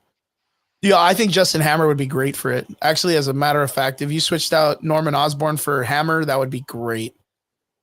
And you already have him set up in the story somewhere, right? He's just out there breaking backs and fucking things up, right? That's 100%. But like I said, Triggs, with what we got, what do you think we get? I mean, we understand both Secret Wars. We understand the story of what it's supposed to kind of portray. We don't really have a Beyonder. And we were talking about it last week that Jonathan Majors kind of like put his nail in the coffin with the situation that happened with the audio thing that he's now dealing with. Where do we get anything like a Beyonder in this situation? And then where do we hopefully get an Owen Reese, maybe? There's so much missing, dude. Yeah, I was about to be like, there's so much missing, and I don't mean it like in a bad way. Like, I mean it in a horrible way. what I can see happening, what has to happen, or what potentially could happen is the rings, the fucking Shang-Chi, the Shang-Chi rings and the Bengals, and the Bengals. Yeah. That those are beacons to the Beyonders, and they'll come back for it. Like the Beyonders, like the group, not the individual Beyonder guy. Because okay. I can see Use that. Maybe that's how they get bleed in, or how about and someone mentioned Galactus is not there to like destroy Earth, but instead being like, hey man, I don't know what you guys did, but you all pissed off some really heavy people. hitters. Yeah. I'm gonna tell you what you should do, and I don't know. Don't fuck up or maybe go into or maybe go into the quantum realm and hide for a little bit and figure out a way to unfuck yourself. I don't know. Shit, man, it's a lot, man. Because you got to remember, dude, like the fucking Fantastic Four movie takes place in like the fucking 60s. 60s, yeah. And even okay, so what if, like, just gonna throw this out there, like, what if it's not the 60s? Like, what if it is a timeline that sits adjacent to ours, but I think I read that somewhere like they passed the steam engine or they passed that and they magnified it even faster or whatever. Like, okay, so what if it's like on the same time frame and they just stuck to like the Jetsons future? You know what I mean? And it's like super advanced, you know, because the Jetsons was like a weird timeline too, right? In the cartoons back in the day. But yeah, I don't know. In my head canon, I like them going into the quantum realm before Hank Pym and just making Hank Pym look like a fucking dumbass. like a dumbass. Like, where they didn't like, create particles or whatever, but they just like traveled. Yeah, but exactly. Or Well, they didn't Reed figured have out something like they that? figured out a way to do it without using Pym particles. Yeah, I was gonna say, didn't he have like a gate that could travel the multiverse? Essentially. Yeah, I was gonna say that's how they made He had a the ship. Council I mean, of he had a Reeds, gate. right? He had a fucking treadmill too. Yeah, he did had, everything. Yeah, it's the smartest he's thing on had the an planet. arc. Too. You know, like Yeah, it's in another universe. It isn't the Fantastic Four. But then that's weird because it didn't create an incursion. See, but that's the thing. I don't know if it is. I know it's a separate time, like time frame, but I don't know if it's a separate timeline or universe Yeah, for them. they have to be very hard You on this know, because they created that whole the incursion thing. dude, that's that one thing. We need to figure out what the Fantastic Four is. Like, we need to see that movie first. Because once we get that movie, I think it's going to be able to give us a little bit more room to theorize or prophesize what like Doomsday is going to be about. True, 100%. I 100% agree. Because I mean, like, regardless of how we feel about like see, but that's the thing. You don't necessarily need a council of reeds because we're talking about need the a council. We're talking about when he created the gate, like the multiversal gate. He had like a multiverse. Yeah, but he built a gate. They all build gates. They just happen to be like, hey, this is where your gate leads. Because he doesn't know where it goes. I have a gate that goes into the multiverse. I don't know where it goes. I'm 100%. Gonna go there. And then like all of them are like, yeah, it comes here. We all did the same thing you did. Yeah, we all did it. Oh, yeah. And one of them's like, of course, I loved my wife or whatever. Yeah, I loved my wife, but fuck that bitch and fuck them kids. Yeah, everyone else was like, nah, that shit got it. Yeah. Kick her ass, I don't know, man. It's crazy. I do like the concept of the Beyonders, but let me ask you, because someone put this up earlier in the conversation, and I have to ask, what do the Eternals do? I think that's a dead project. Like 100%, no, nothing at all. No, as dead as the fucking ebony blade. Dang, that's hardcore, dude. That's because I think it's a dead project. That's because 100%. I think that with the ebony blade shit and the Dark Knight, you could literally switch him in for Captain Britain at the beginning on the trial. Yep. Absolutely. You know what I mean? And just throw him into the fucking pit and be like, yeah, we're just going to use him. Dean Whitman, or what's his name? Whitman, or what's his name? Dane Whitman. Yeah, you can just throw him. And then, of course, like, if I'm not mistaken, I know that Captain Britain doesn't make it, but doesn't, like, the Red Skull make it? Do you remember he's, like, living in the Marvel zombie story? The Red Skull, He's got, like, a hoodie. He's got his sword, like, and he's got the Captain Britain sword, if I'm not mistaken, the Excalibur one. And he's just surviving in the fucking thing. Red Skull, not Baron Zemo, but Heimlich. Yeah, I love the aspect of the Ultimate Fantastic Four issue 1, where Reed keeps sending toys to the negative zone and S.H.I.E.L.D. keeps finding them. That's funny. Yeah, it's just Doomsday looks like such a weird cast. Like, it looks like such a weird cast. Not to me. To me, no? It looks like what the cast would have looked like 13 years ago, or not 13 years ago, during Infinity War. What do you mean? Well, we're only getting the culmination of the heavy hitters who have made like a huge impact in the MCU, because Where's the fucking chick who plays Spectrum? Where's Kamala Khan? Where's Brie Larson? Where's Mark Ruffalo? Where's Tatiana Wright? Where are these people? Where's Charlie Cox? Where's John Bernthal? That's Just weird, man. saying. I don't know. It's just so weird, right? Like it's one of those things where like, yeah, man, we love to theorize, we love to prophesize, and it's cool headcanon, man. But like at the end of the day, like if I'm gonna fucking theorize something, then I'd rather it be something that fits within the bounds of like what I'm thinking about. Because anything else past that is fucking, Twilight fan fiction. Let's see. Yo, so did you get to see the trailer for Thunderbolts?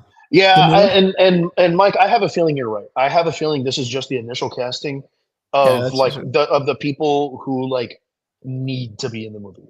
So like, was it Iman Vellani? Yeah, Iman Vellani. She could very well. And where's Xochitl Gomez? Where's fucking Benedict Cumberbatch? Like these are also people who like kind of need to be in this fucking movie, bro.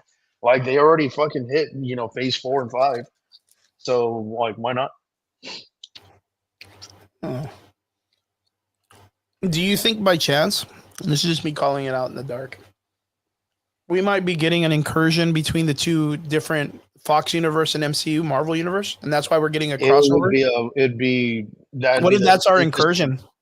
That would be the safest one.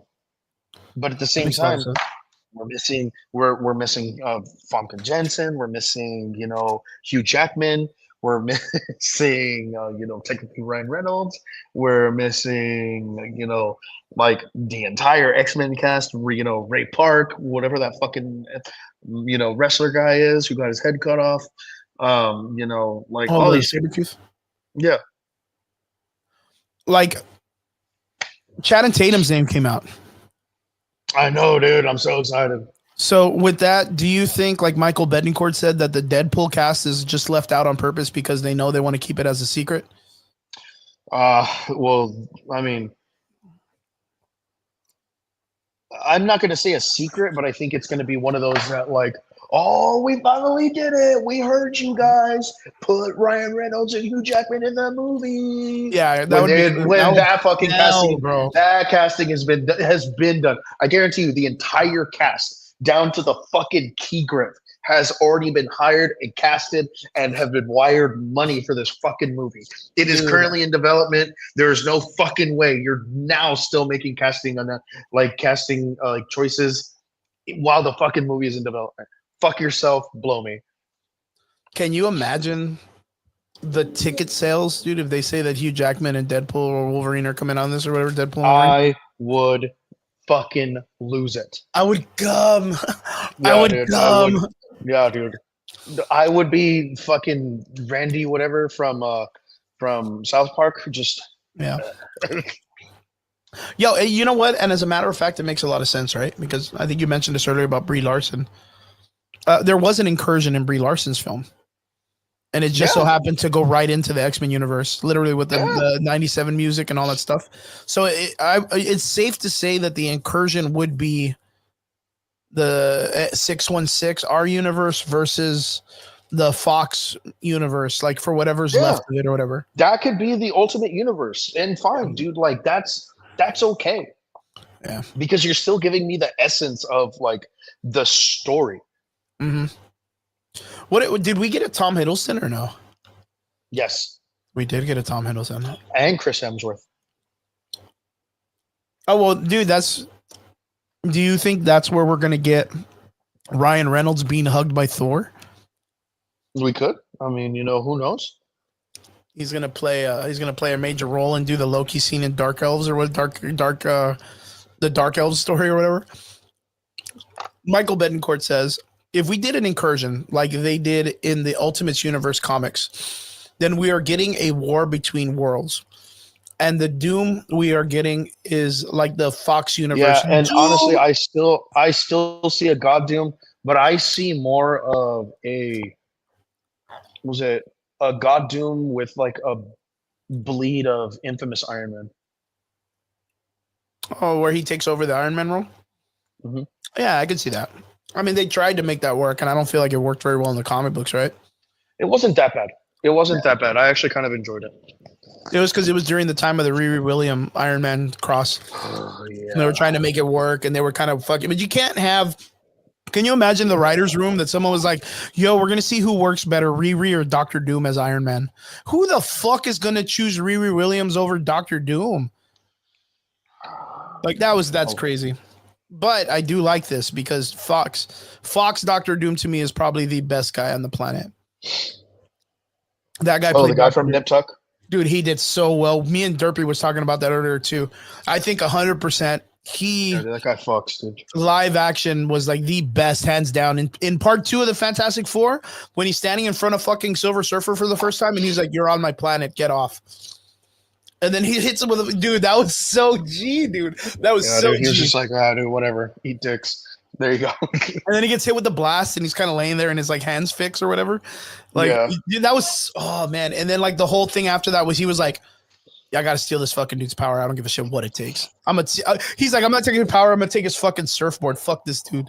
I'm gonna jack his shoes or whatever." Like that was so good.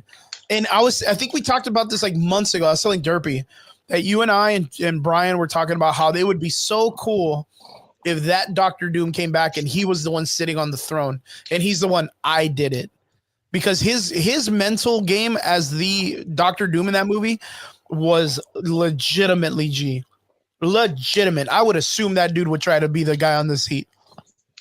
He did really good. And Michael Betancourt says, I would make the RDJ Doom and the Doom bot that the real Doom uses to gain people's trust and reintroduce. But that's the thing too. Like we had the Age of Ultron robots, and we never had an Iron Man in that series for the Illuminati, right? Maybe that's the Iron Man that turned into Doctor Doom in that universe. Yeah, we also had a fucking Spectrum or a fucking Captain Marvel. Yeah, and a Captain America. Baron Mordo. Yeah, all in the Dr. Illuminati. Doom. So it was all flipped, right? Yeah, so let's not base the Illuminati off of the comic books. No, I'm not saying that, but we're saying is like, what if he was that version's Doctor Doom or Iron Man? Someone posted a theory not too long ago, and I kind of fuck with this theory because it would make sense, especially as to why you could possibly bring RDJ back, and that is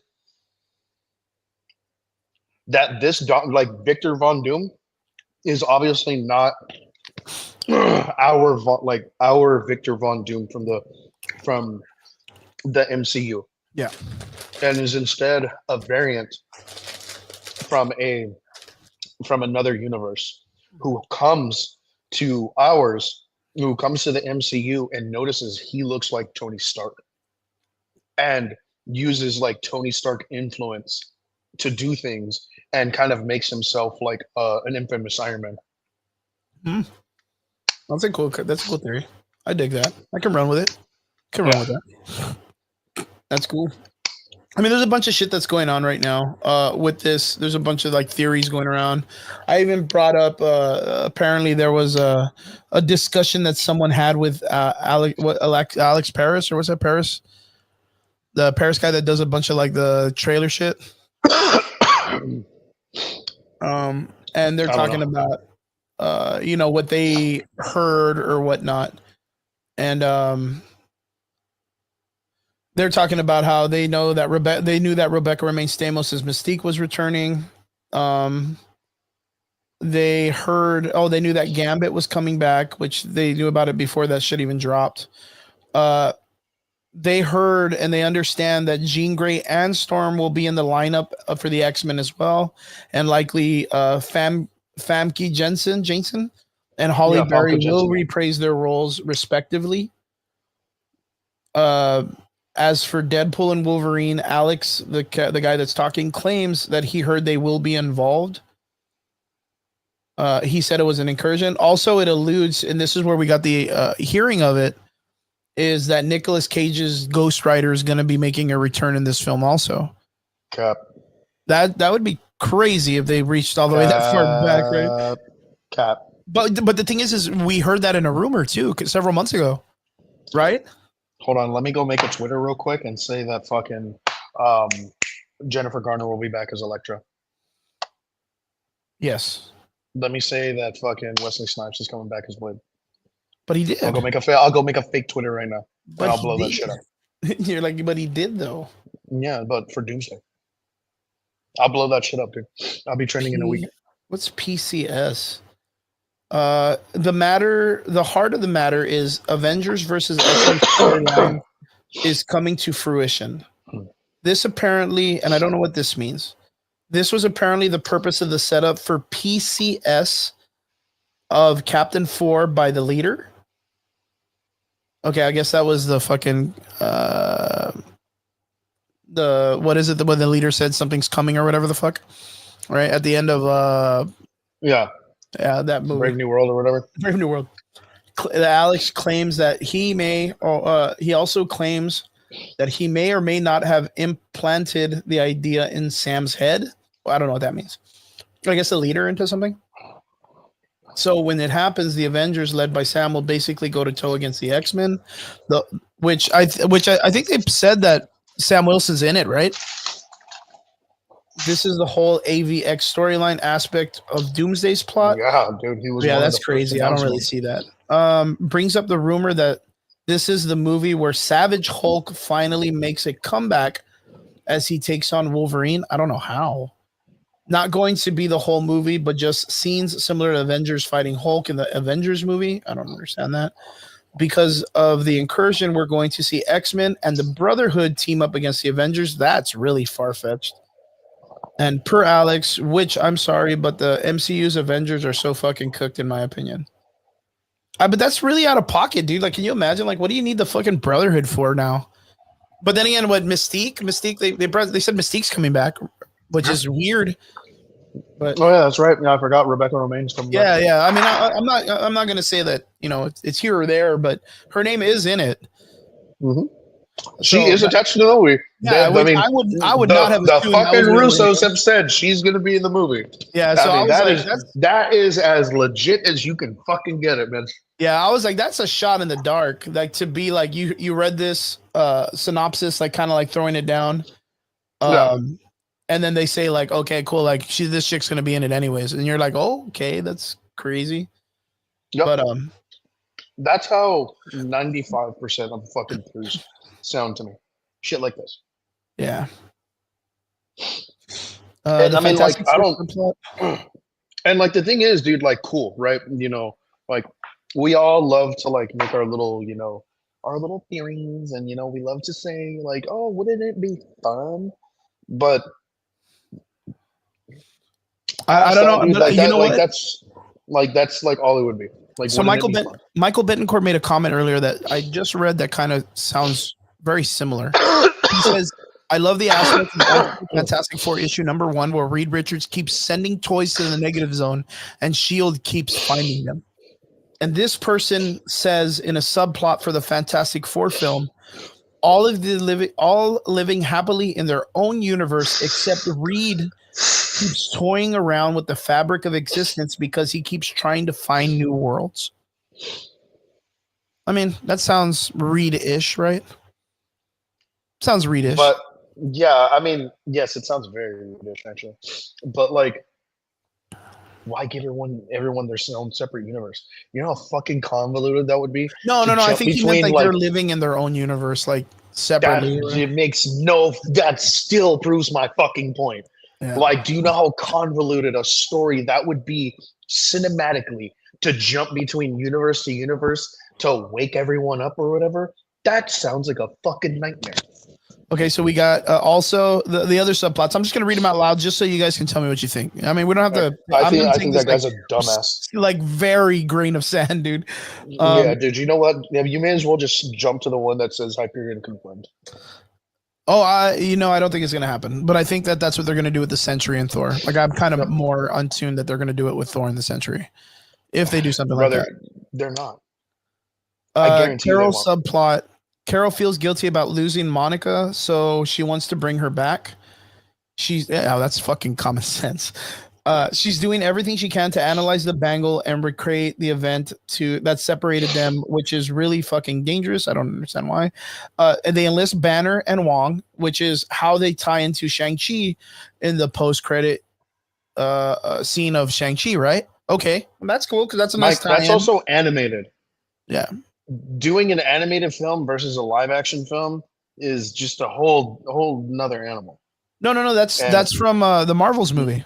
No. He's You're talking talking else. about the multiverse. Okay, my bad. Yeah. Well, that's cool because that gives that impression at the end of Shang-Chi when all of them are together and we haven't seen them since. Why they're working together. Okay, that's not bad.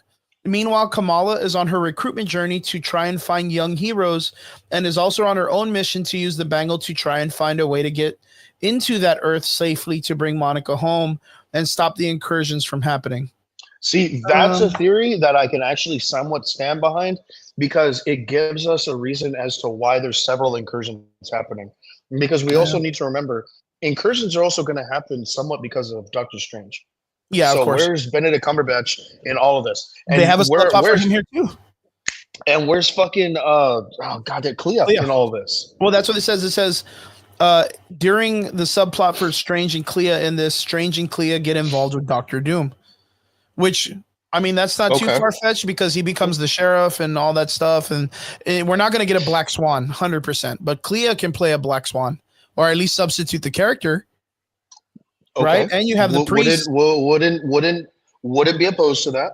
Can stand behind that. Okay. That's really all they have for Clea and Doctor Strange, which is good because we haven't seen anything from them since.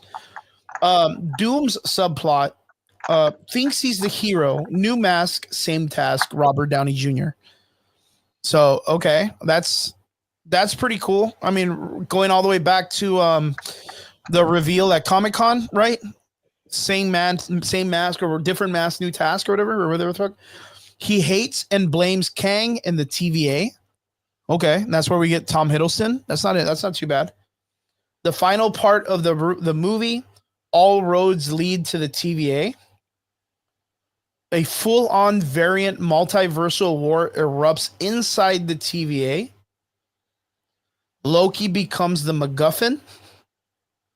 Sylvie is as tragic as Shakespeare play implies that she unfortunately dies. Oh, I don't give a shit about Sylvie. I don't know. Does anybody else give a shit about her? Not really, right? I mean, Loki kind of brought it all together at the end of the TVA series with the Loki series. I mean, you don't really need Sylvie after that, right? Yeah.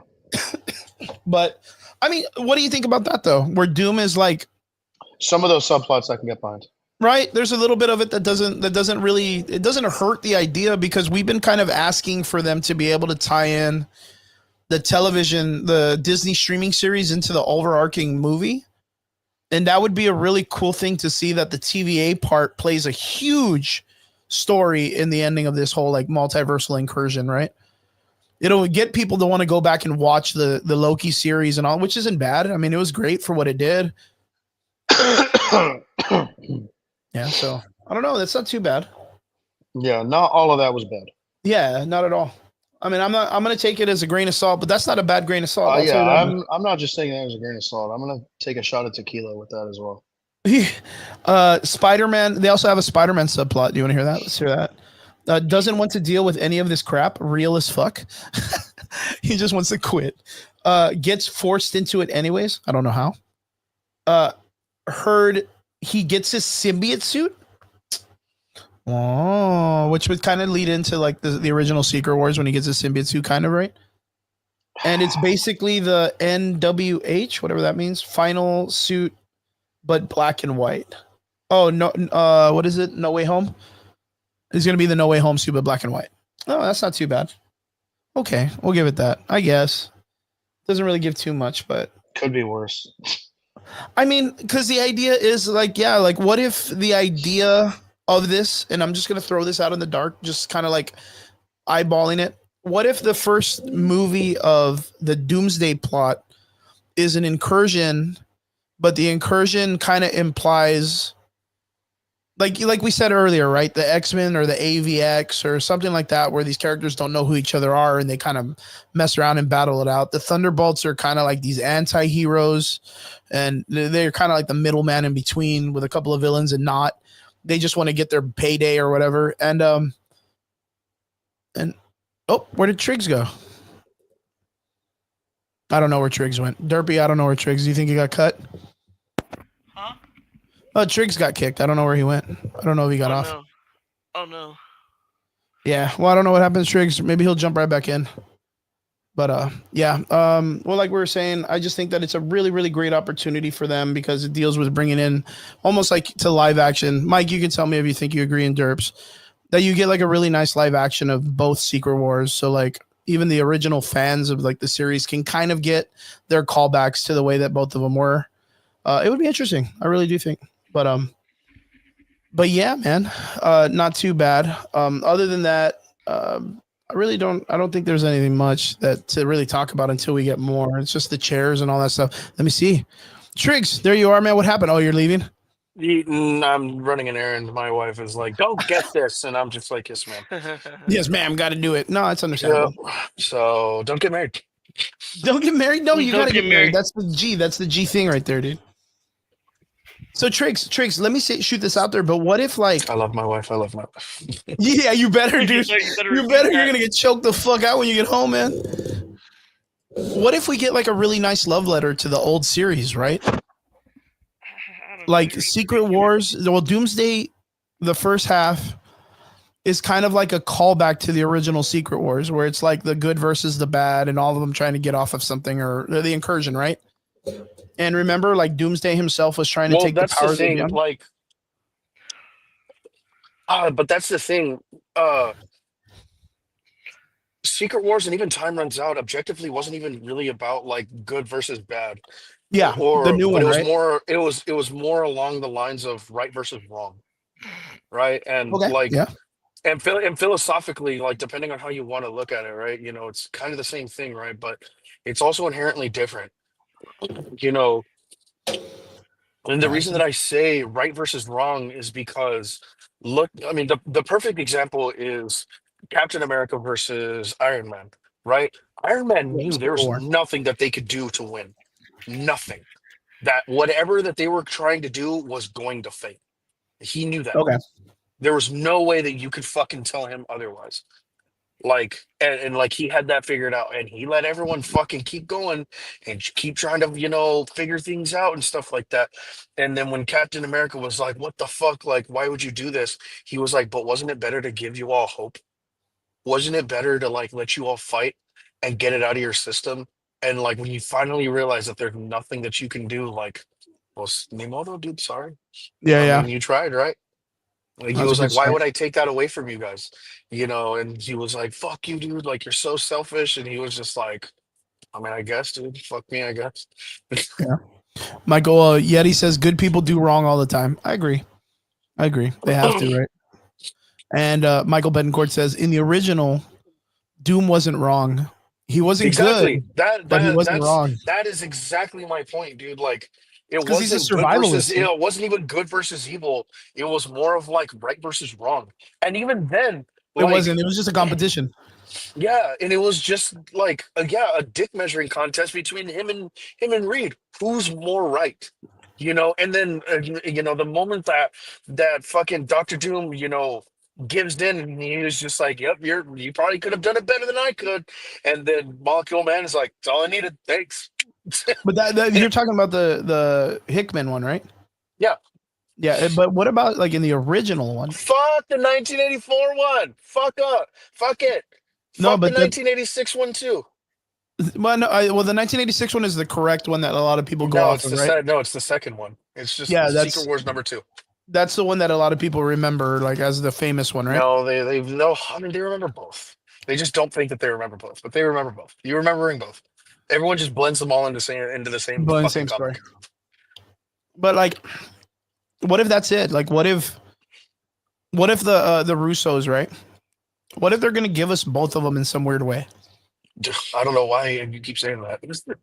No, because the idea is one, we don't really have a time runs out road. We don't have We like an don't. ideal path, right? Yeah, but we also don't need one. I would love one because I arguably love Time Runs Out more than I do Secret Wars. Yeah, then I like the But fucking Secret Wars. you know, but I mean, do I need one? No.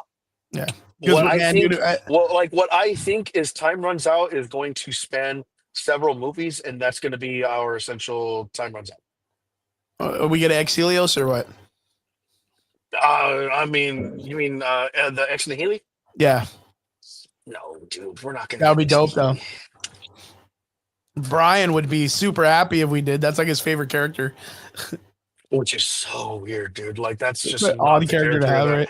Yeah, that's just not the character that I see him falling in love with. Or Like, even you know which it's sad that we won't get, but it's such a G ass moment when Thor takes the knee in front of the in-betweeners, or what is it? And he fucking calls the fucking hammer right through the guy's stomach. And oh, the builders. Or the yeah, mat oh yeah, the makers. The builders, mat yeah. makers. No, The- yeah, it's the mat makers.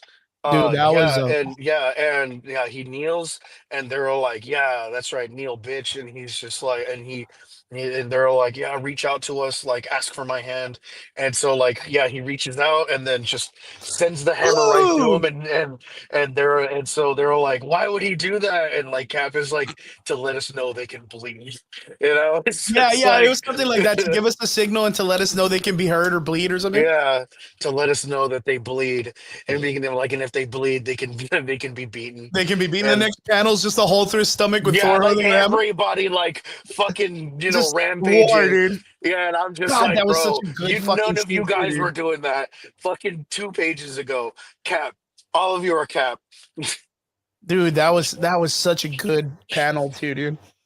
Yeah, no, don't get me wrong, dude. Like they're like the tie-ins for Time Runs Out are fucking amazing. But that's also like what I mean. Like Time Runs Out is gonna have to span several movies to be able to tell it correctly or concise. And I mean, I don't know if they're gonna do that. If they do that, fucking awesome. I'm not Awesome. gonna complain. But I'm also not expecting them to do it.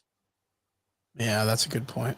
Man, it's just so hard, man. It's like the first thing that me and Derpy were talking about when we came in was like, I understand that these people are not like you call them comic purists, but the comic books lay out such a good Yes, they do. They story. lay out a very, very good story. But And at the there's no same time, and I continuity remember problems. there's continuity problems everywhere. Don't say that. No, Not don't as do that. bad. Like, There's but it's already continuity. the whole thing's already laid out. Dude, how many origin stories are there for Iron Man now? What, like 5? Yeah, probably. How many origin stories does Hulk have? How many origin stories does Thor have? Well, that's what the incursions are for. No, But that's what this that's does. not what they're for. No, the That's not recap, at all the what they're redconning for. and the setup of all of this stuff. That's what it's for, is to kind of like Also consolidate feeds into all my that point stuff. that like to like unfuck up their their fixes, and like no, dude, like we have to fucking Well, even deal the with Miles that. Morales story No, and all that stuff too. exactly. Like even he got a retcon. hmm Yeah, they brought him into the regular universe and removed him from the Ultimate Universe, and now they fixed it with the Maker gonna set up their own universe and took him with them. And then we haven't even gotten the actual 616 Miles Morales. Yeah, 100%, 100%. All right. I'm gonna go do this little task right now. You shall be right back. Yeah. What are you gonna do? You gonna mute? Oh, he's gonna get off. He's gonna just move over there. All right. Yeah. Well, I mean, Michael Bettencourt in the comment section says, "I still stand with Doom there. Reed is always fucking up things, and this I'm the smarter than everyone horseshit. Doom focuses on Doom and what benefits Doom overall." Yeah, 100%, man. Jacob. It's just weird. Like I said, the only thing that catches my eye or the only thing that really catches me is we don't have like a good coherent team that's gonna lead this story. Like, if I'm not mistaken, this is going into production right now, which is cool. But the Fantastic Four seems like it's gonna be the team that's gonna lead. So like the Fantastic Four movie has to hit like spot on. It's got to hit like hammer on the nail kind of shit. Because if it doesn't and it's weak and it drops the ball, then we only have like the Thunderbolts left that is going to carry as a team that's supposed to be the protectors of the planet or whatnot. You know what I mean? Like, and then of course we have the old school X-Men or whatnot. Oh, I'm just talking about what I'm going off of what Michael Betancourt said. Triggs. Where I'm saying like with the current concept of the idea of them releasing the cast, if the Fantastic Four movie does not land solid and people believe in this team as it being like the future, like the only other Avengers I'm team reading we Michael got is Bettencourt's Thunderbolt. thing, and like I actually stood with neither of them. I mean, I could see why people would lean a little bit more towards Doom than Reed, because yes, Reed is like Arrogant. easily the most fucking selfish, Yeah, he's super arrogant. selfish person, dude. He was like, if I can't fix the problem, no one can fix the problem, Yeah. and that's the God's honest truth, right? Yeah. And but that was also like the problem where in Secret Wars, where Doctor Doom finally admits that, like, yes, had we like come to you, you probably could have fixed the problem better than we did. And that's like why I say, when Owen Reese is like, oh well, that's all I needed to hear, thanks. Yep, and then And switches. like, Yeah, switches yeah, on and him. then gives everyone his powers and stuff. So like I said, but I mean, you're not wrong, Mike. That's like, let me say that you're not wrong, because Reed has fucked us so many times. It's so funny. Like, and people get so fucking slept on the fact that Reed's done it more times than Tony has, and everyone remembers when Tony does it. Man, fucking lay off the guy, man. Sorry. Yeah, leave him alone. Yeah, dude, leave Brittany alone. That's so funny. Yeah, I don't know. I just feel like with the teams that we got, like we have the Fantastic Four coming up, we have the Thunderbolts, and we have the old 2015 X-Men, right? That's literally everybody that's in the roster that they gave us, pretty much, right?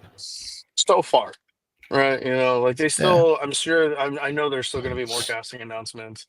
I mean, if it's going to be like Avengers Endgame, they had 63, 64 people in it.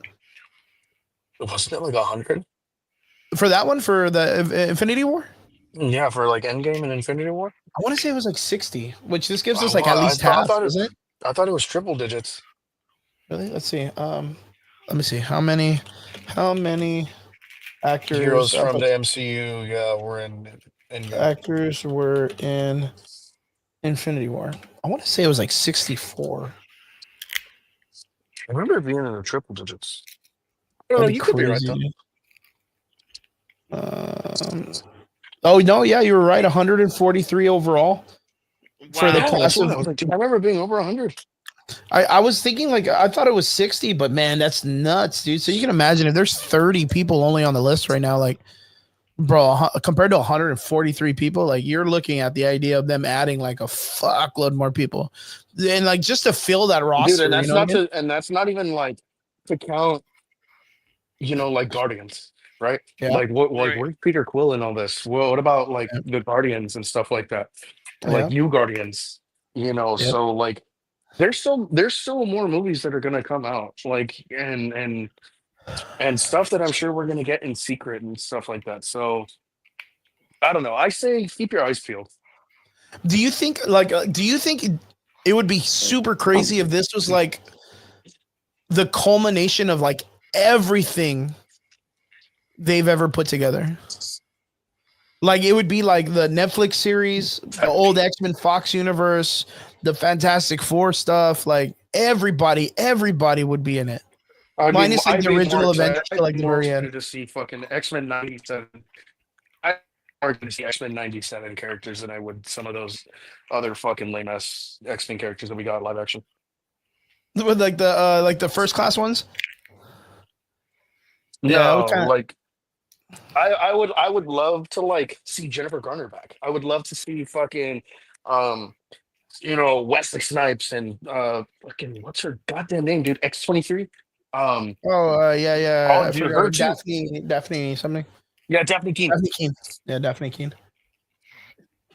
Yo, not even to mention, like, do you remember they did the Days of Future Past, Bishop and and they did you remember that Thunderbolt or Thunderhawk, or remember the guy, the Indian dude?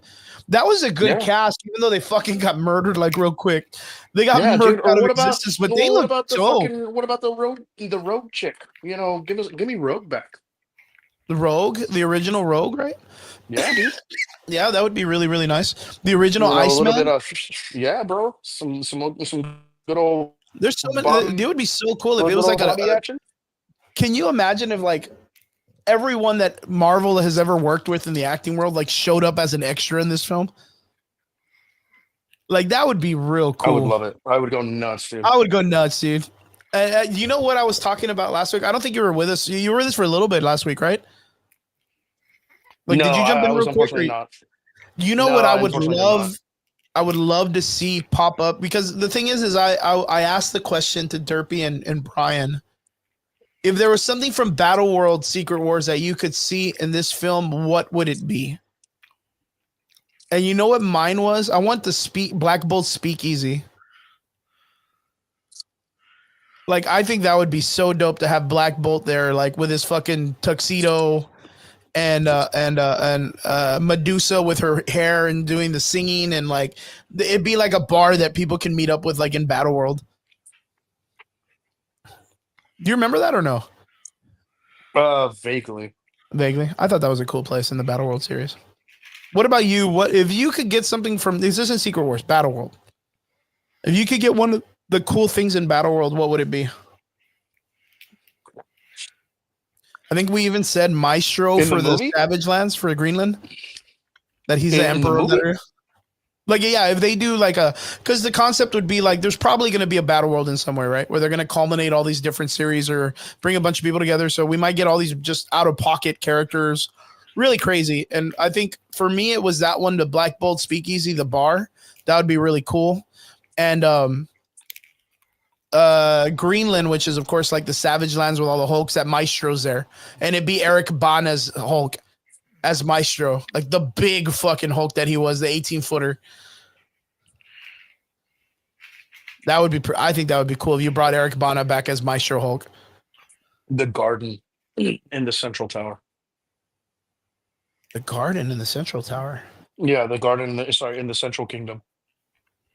Like you talking about like Doom's throne with the tree, Idrisil, which is Groot and all that stuff. Mm-hmm. Yeah, I mean, I'm really like, I hope they don't fuck that up, and that is like the central room. Like, even if we get like Oscar Wilde as Apocalypse and all this other shit, that would be so fucking cool, man. I think Michael Betancourt said Madeline Pryor too. Like, that would be cool. Like, that would be really good. That'd be really good. The Thor core would be nice, because I would love to see a live action Storm, like as like the Storm character with the Thor core. Who knows, man? Maybe that's how Halle Berry comes in. That would be pretty good. I'm not gonna lie, that'd be pretty good. There's just so many cool ideas that they could really get out, man. Like, but you know what? Like, it's really far fetched. I'm just gonna say that out loud right now. It's really far fetched. It's like, would be nice. I'm glad you're coping, Chris. Yeah, well, I gotta cope, man, because Derpy,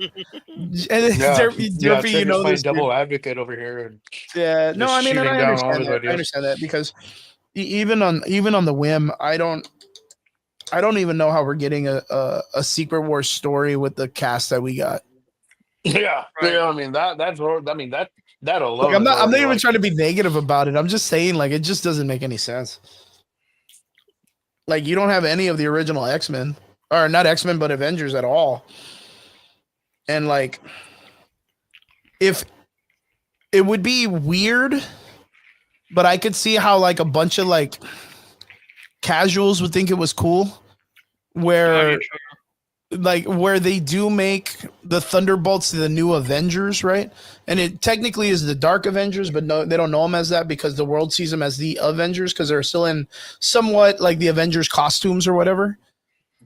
But then all of a sudden the incursion happens and they have to step up as the Avengers, and it just so happens they have to fight the fucking X-Men, and boom, then the casuals are like, hey guys, look, you got Avengers versus X-Men. And we're just like, really, bro? Like, really? You know what I mean? We're just like, really? Like this? Like, there's literally only 3 things that I want to see. 4, actually, if I were to get an Avengers versus X-Men. And these are 4 of my favorite fights in the whole series, Oof. Listen which up, Marvel. is Better not fuck it up.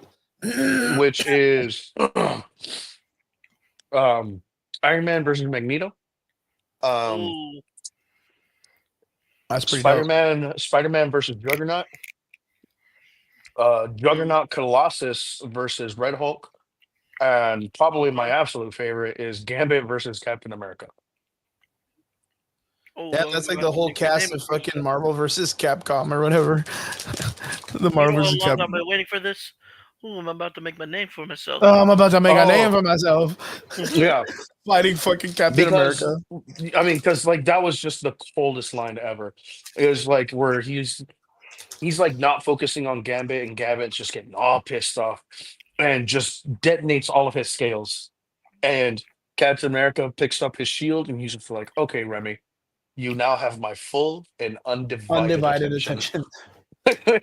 And proceeds to beat the fuck out of Gambit. Just And gets beats back the on his radio. gymnastics out of him. I need a new suit. He just beats the gymnast out of him, dude. Yeah. Okay, Remy. You now have my full and undivided attention. That's fucking crazy. And beats the snap out of this dude. I remember reading that. Yeah, yet again, dude. And like, I get it. This is very elitist. I remember reading that for the first time and laughing my fucking ass off. Just like, oh my God, that just. That's fucking dark. That's dark.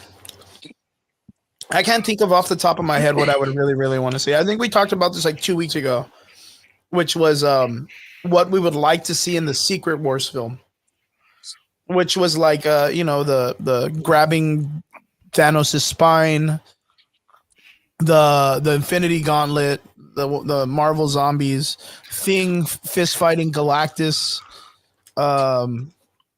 all that stuff. There's so many iconic moments.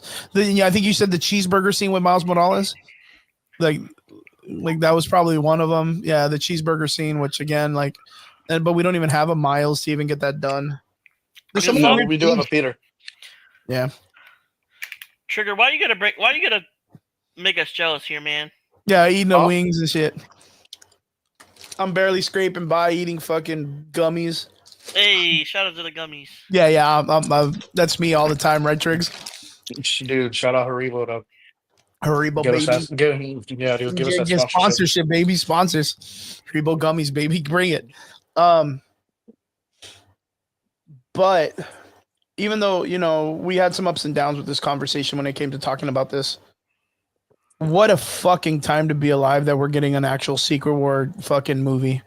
If Dude, you what would a have time to be told alive! What a time to be alive! That there's even a small chance that we could even possibly get, into the Spider Verse in an MCU, IP. IP, right? Yeah, it's wild, dude. Wait, what? King Yeti? What? What? Black Forest gummies or go bone your sister? Jesus Christ, you degenerate. But don't Black Forest gummies give you like the runs, dude? Isn't that like vegan shit? Hippie No, stuff? maybe that's why you should. Maybe that's why he bones his sister. Yeah, probably. That's why you gotta eat. You want to get some fucking gummies? Just eat the melatonin ones right off the market. Whole box, dude. Just eat all of them, yeah. Just take them all, dude, and go into fucking Warp 7, dude. Just lick all the frogs, dude. Lick all the fucking spirit frogs. world, man. Everything slows down and shit. Holy fuck, though. We're going to get a fucking Secret Wars movie. Keep thinking about it all this time. Mm-hmm. Yo, so did you, Triggs, and by chance, I know we talked about it earlier because we're making fun of it already, but did you see the new trailer that dropped like 4 days ago for the Thunderbolts? Of course. What did you think of how they handled Sentry? I mean, I'm not going to complain, dude. We're getting a Sentry. Looks cool. Yeah. I'm still freaking out that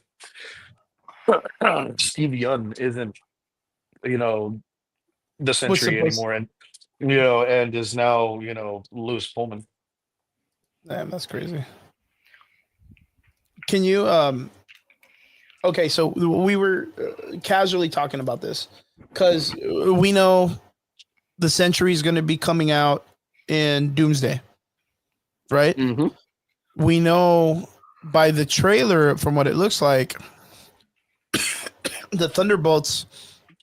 I don't know how, because this guy got knocked out by the Hulk, World War Hulk, mind you, and was beaten by a bunch of Avengers with Odin Force or Thor Force powers, right? Is that how they fought him and knocked him out? The Void after Siege? They did What that are they for the getting imbued hammer with? wielders. They couldn't. He had to internalize everything. They all just went fucking like they were like, hey, well, one last ditch effort. Like everyone just give everything that you got, dude, and like whoever dies, like dies. But I thought they got imbued with powers, didn't they? Yes, they did, but that they were fighting the hammer wielders at that point. Hammer wielders. Yo, what's up, For my Fear Itself. dude? Chuanu, baby. Chuanu in the Yeah, house? you're talking about Fear Itself. No, after Siege. After Siege, they knock out Fear Norman Itself, Osborn. Fear Itself is after Siege. Are you sure? Well, I mean, I know you're Mhm. sure. I understand the arc, but if I'm not mistaken, the Avengers all show up to Siege because they're all going to war with Asgard and they think it's all fucked up and they rally together. Oh yeah. Yeah, Sorry. and they No, knock the fuck yeah. out of Norman Osborn, and Norman Osborn's like, I wasn't talking about myself that I'm scared of. It's that I was the only one stopping him, and they turn around and the Void is like fully manifested. And I want to say like Thor or someone gives him like the Odin Force, and everybody goes and beats the shit out of the Void, and they just knock him out. Oh yeah. Odin gives Thor part of the Odin Force, and so And then he gives starts it to all the Avengers, and they all beat the shit out of him, right? No, I think it's just Thor. Okay, maybe. I just remember something like that happening. But then again, it just but knocked him out. that happened. Yes, but that happens for Fear Itself. Again, right? Later on. Against the Mhm. Sentry? In Fear Itself? No, against the Hammer The Hammer Wielders. Wielders. That's when Tony breaks his sobriety to talk to Odin to let him use the forge. No, but what I'm talking, yeah, that's with Tony Stark, right? But I'm talking about like later on, you get Robert Reynolds laying on the ground, like completely done, and he's like, "Kill me," and Thor's like, "You're gonna answer for all your shit or whatever," No, and his eyes turn red. Yeah, he says, "Kill me" to Thor, and Thor looks at him and takes pity on him, and that's when he flies him into the sun. Yeah, I remember that shit. Yeah, because Thor gets mad that he kills Ares. Mm-hmm. Yeah, he's like super pissed off, and what he did to the whole goddamn Asgardian temple, dude, or city or whatever. Let me ask you this, Triggs and Derps.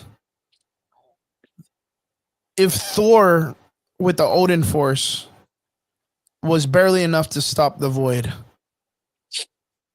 how does Florence Pugh and the rest of the boys do it as the Thunderbolts?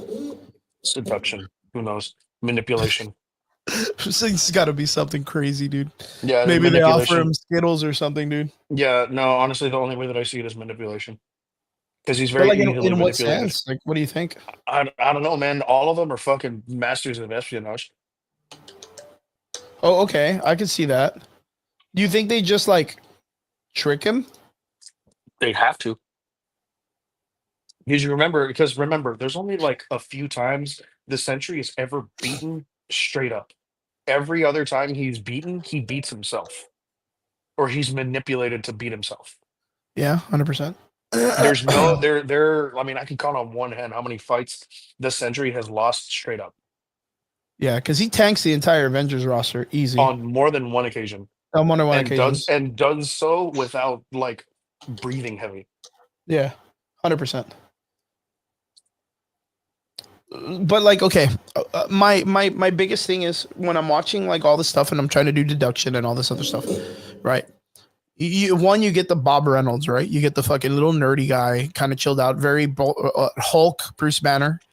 Then later on, we don't know what he's doing in that nature. He's very tiny. He's very small. He still looks like a child. later on there is a part of the trailer where he's like sitting on a doctor's table and there's two like exploded bodies on the wall, shadows, which I'm guessing the void manifests or something, right? We can just take it into deduction. And then later on, when he's all like covered in black and all the you know, in the silhouette of him, I can pretty much think he's like straight up the void by that time, right? Because then he starts just wiping people off of the map, which we don't even know what that is. Like if he's like banishing them to a realm, or he's literally just killing fucking people, like, and we just got to be cool with this fucking dude. Dude, what if he's sending him to the negative zone? The negative zone or something. Yeah, I could think that. And that's why it's like, and they're just leaving like a black mark on the ground or whatever. But what if he's just fucking killing them? Like, what if he's just? I mean, that's the more likely scenario. But then, okay, like, but then more than likely, Valentina or someone's going to be like, well, thank God he's on our side or whatever. And then he's going to have to be part of the Thunderbolts in some way, or the way Norman Osborn treated him, where they had him like in a fucking safe house and they would only like call him when they needed him, right? Like, because you can't have him in public because people I don't fucking know, but they could do what they did to the Hulk in Time Runs Up, where they had the Ultimates Hulk with that little inhibitor brain collar implant thing, and you know, that little brain implant thing, and they just turn on the Hulk. Fuck, that's crazy, dude. That's crazy. I was talking about this with Derpy, and I think this would be a very interesting idea because, again, like, you know me, I think we make fun of it all the time, but there is the story of Hyperion in Time Runs Out, and it plays a big factor. What if we are going to get that scene where it's like the Thor and this one at the end of this movie, and it's him and the Sentry? Because the Sentry and Thor, like, you know, they're also homies too. And what if they end up making it? Because the story is, they do the comic book, which wasn't too long ago. I want to say it was like 2 years ago, where the Void and Robert merged and they created the new Sentry, which was the black and red one. That was like 5 years ago, but yeah. But you see what I'm talking about. Mm-hmm. And that in that version, like the Sentry was good. Yeah, it's the perfect Sentry. It was Robert, it was Bob Reynolds, Robert Reynolds, and the Void. And then the Void all together merged in, and he was literally just Injustice Superman. Like he was just. And I don't even know what they did with that character. Like nothing. They couldn't do anything. They killed him. They killed him in the fucking Valkyrie story. Remember when Null tears him apart? Null, King in Black, just fucking tears him apart. Yeah, but I don't remember that being the perfect Sentry. No, that was just Sentry, but that was because when they merged all three of them together, they wrote him like he could tank everyone, like across the board. He was just like, yeah, dude, I'm done taking orders from everybody. And they were like, hey man, like maybe you should calm down. And he's like, man, and he's like, fuck you all. I'm good. He's like, I'm good. I'm just done listening to everybody. I'm honestly fine. And they're like, no, man, I think you're freaking out. And he's like, no, I'm good. But the thing is like in a writer's mentality, I think they peaked this character too big because it's like, well, what are you gonna do? They made him Gaia. Yeah, what are you gonna do? Like, what can you do to this guy? Yeah. So I think that's where they kind of were like, fuck, we messed up. We got to split him again. And then I think they split him, and then that's when Null tore him apart, and they just got rid of him. So like I think that's what they ended up doing with his character, is that they ended up just kind of taking him out, putting him in Valhalla, and then like the Null story happened. They had to remove him off the board. They always got to take the strongest characters off, you know, this for the story to, because then you're always going to be like, it's literally the problem with the Secret Invasion chick, right? It's literally the problem with, you just mentioned her, Gaia, right? Yeah. Like it's literally her problem. It's like, well, okay, we're gonna get an incursion. Why not just bring Gaia and have her fucking solve everything? Like she already has all the fucking powers. Like she can do Thanos, she can do Groot, she can do Hulk, she can do Marvel. Like she can shoot the Miss Marvel blast. She can do everything. Why not just have her like tank everyone? And even with the Sentry being there, just have her fucking come in and fight the Sentry. She could probably kick his ass too, because she has every fucking superpower. But you just can't, so you just got to remove them off the board in some way. You know, you fucking make them get a stomach ache or whatever. You give them McDonald's or whatever, and they just like a belly ache and they can't come fight. Well, what if that's the thing? What if we get, and that's why this character goes like into his black version, right? Like he's all like silhouetted, that we get that ultimate version of him where he like becomes the Void more, and he kind of goes crazy. Because you want to switch? My biggest concern is how do you get this movie to end right? Like, how do you get this movie to end right? Like, literally, we have no way of having it be proper. Even with the fucking Red Hulk, even with the Red Hulk, it was a weird sell because the Red Hulk came in and did a bunch of shit, and he was gonna fight Captain Falcon, and there's no way the Falcon himself has the power to take out the Red Hulk. And they had to write in some stupid shit where the what is it? The Red Hulk has to like the Red Hulk and the Captain Falcon one, right? Where there was like there's no way, none of us were ever in the mentality that Falcon was gonna beat up the Red Hulk. Yeah, and whoever was like on drugs. That was dumb, dude. That was dumb. But you can look at the Thunderbolts versus the Sentry in the same way. So they got to write some stupid ending to get them to all like come to terms. Like I said, dude, like they're gonna have to manipulate him somehow. But he murks a bunch of people by sending them even to the negative zone. Like, what do you do when he's assaulting civilians? Yeah, I don't know. Valentina. But you know what? I'm gonna say this out loud right now. I think we're gonna get one of the coolest fight scenes between him and Namor. I think we're gonna get a cool fucking fight scene between both of them flying and doing their shit. I mean, mind you, apparently Shuri fucking tanks him with a fucking spear and a couple of like vibranium nails or whatever, and an engine. I would love to see Shuri and Florence go at it. Oh yeah. All the ground fighters are gonna be dope. All the ground fighters. I was even thinking like the Defenders, all of those guys, even the Runaways in some way. We can get all these people back in the movies. Like you just have them in as extras and stuff like that. That'd be really cool. But yeah, I hope we get the fucking the new Thor costume with the fucking Thor rune on his chest, the badass blue suit. I hope we get that in the next. That would be so good. Rune King Thor, right? Mm-hmm. That would be so nice.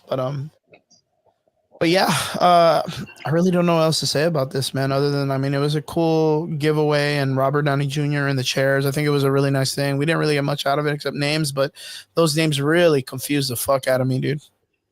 Most of them confused the fuck out of me. Honestly, how? I thought they were pretty straightforward. Yeah.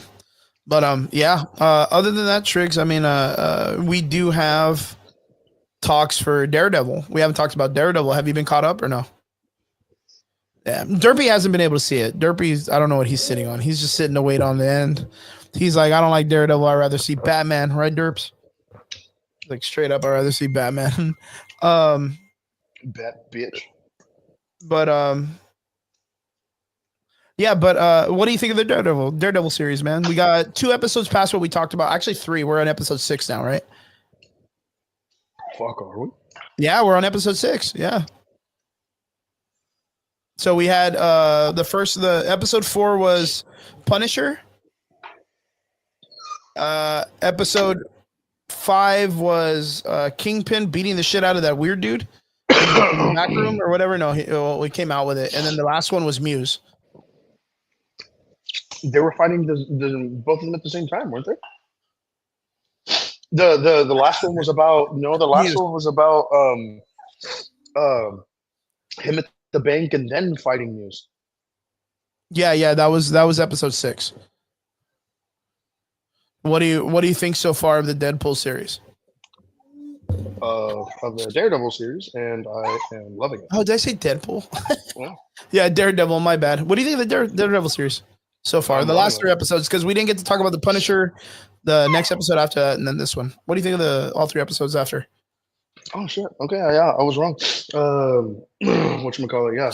Episode 5 was the bank scene, and then Muse.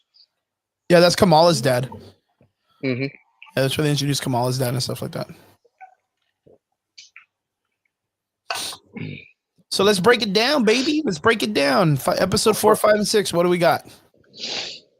Well, I mean, episode 4. I mean, all that really should be spoken about is, the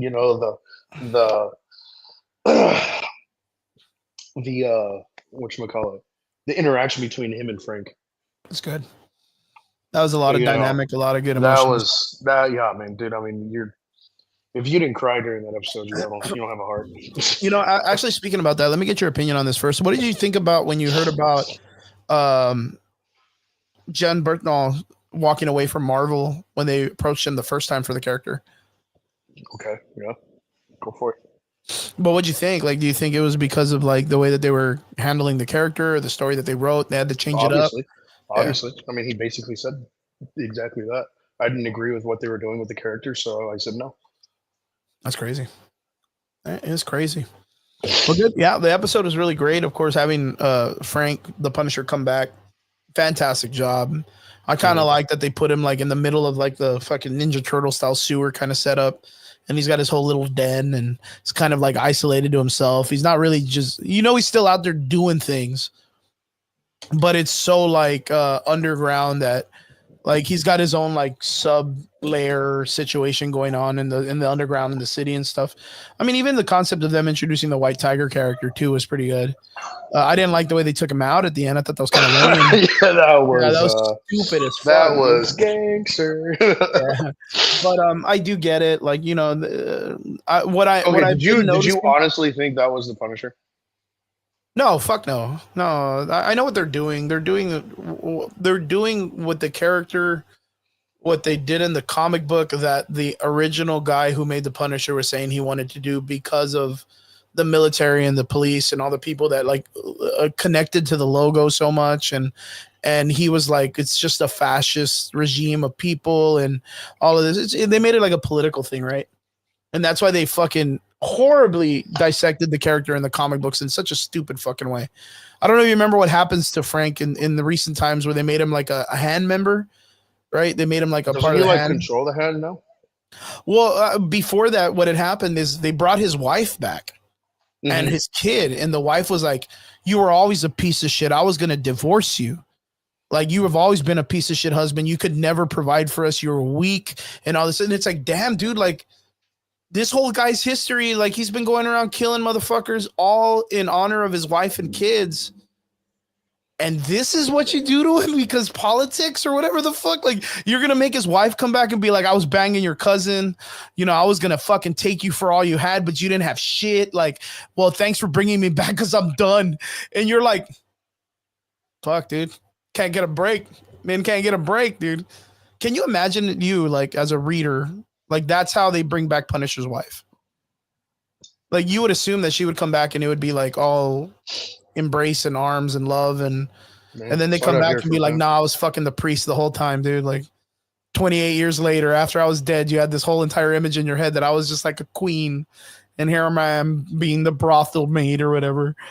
Like, that's violent, dude, to do to the character. They literally just disconnected him and tore him apart. And then they were like, well, now he's just a killer.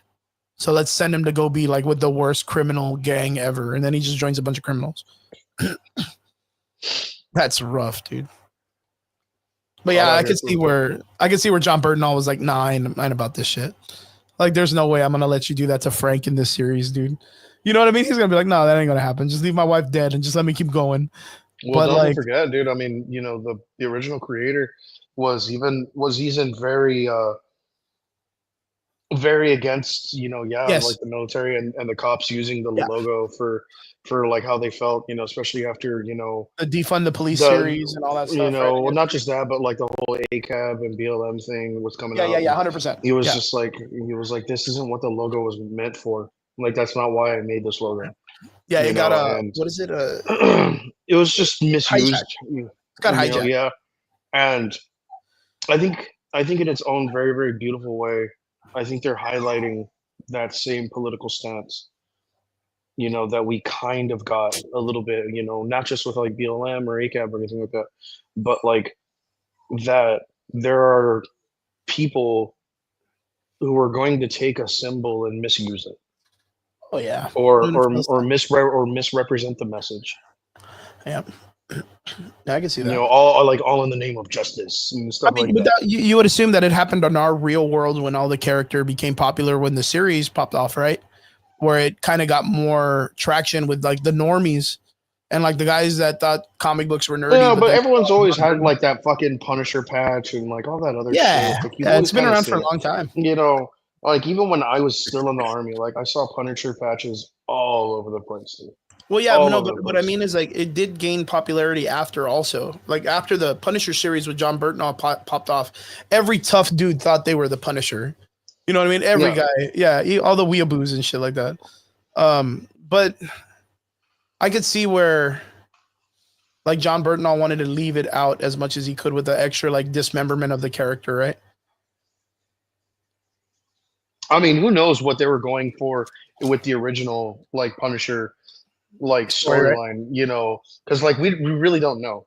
Mhm. Like all we know is that is that things were a lot more toned down Mhm. for Charlie Cox's Daredevil. That's a good question. Yeah, true that. You're 100%. so mature, dude.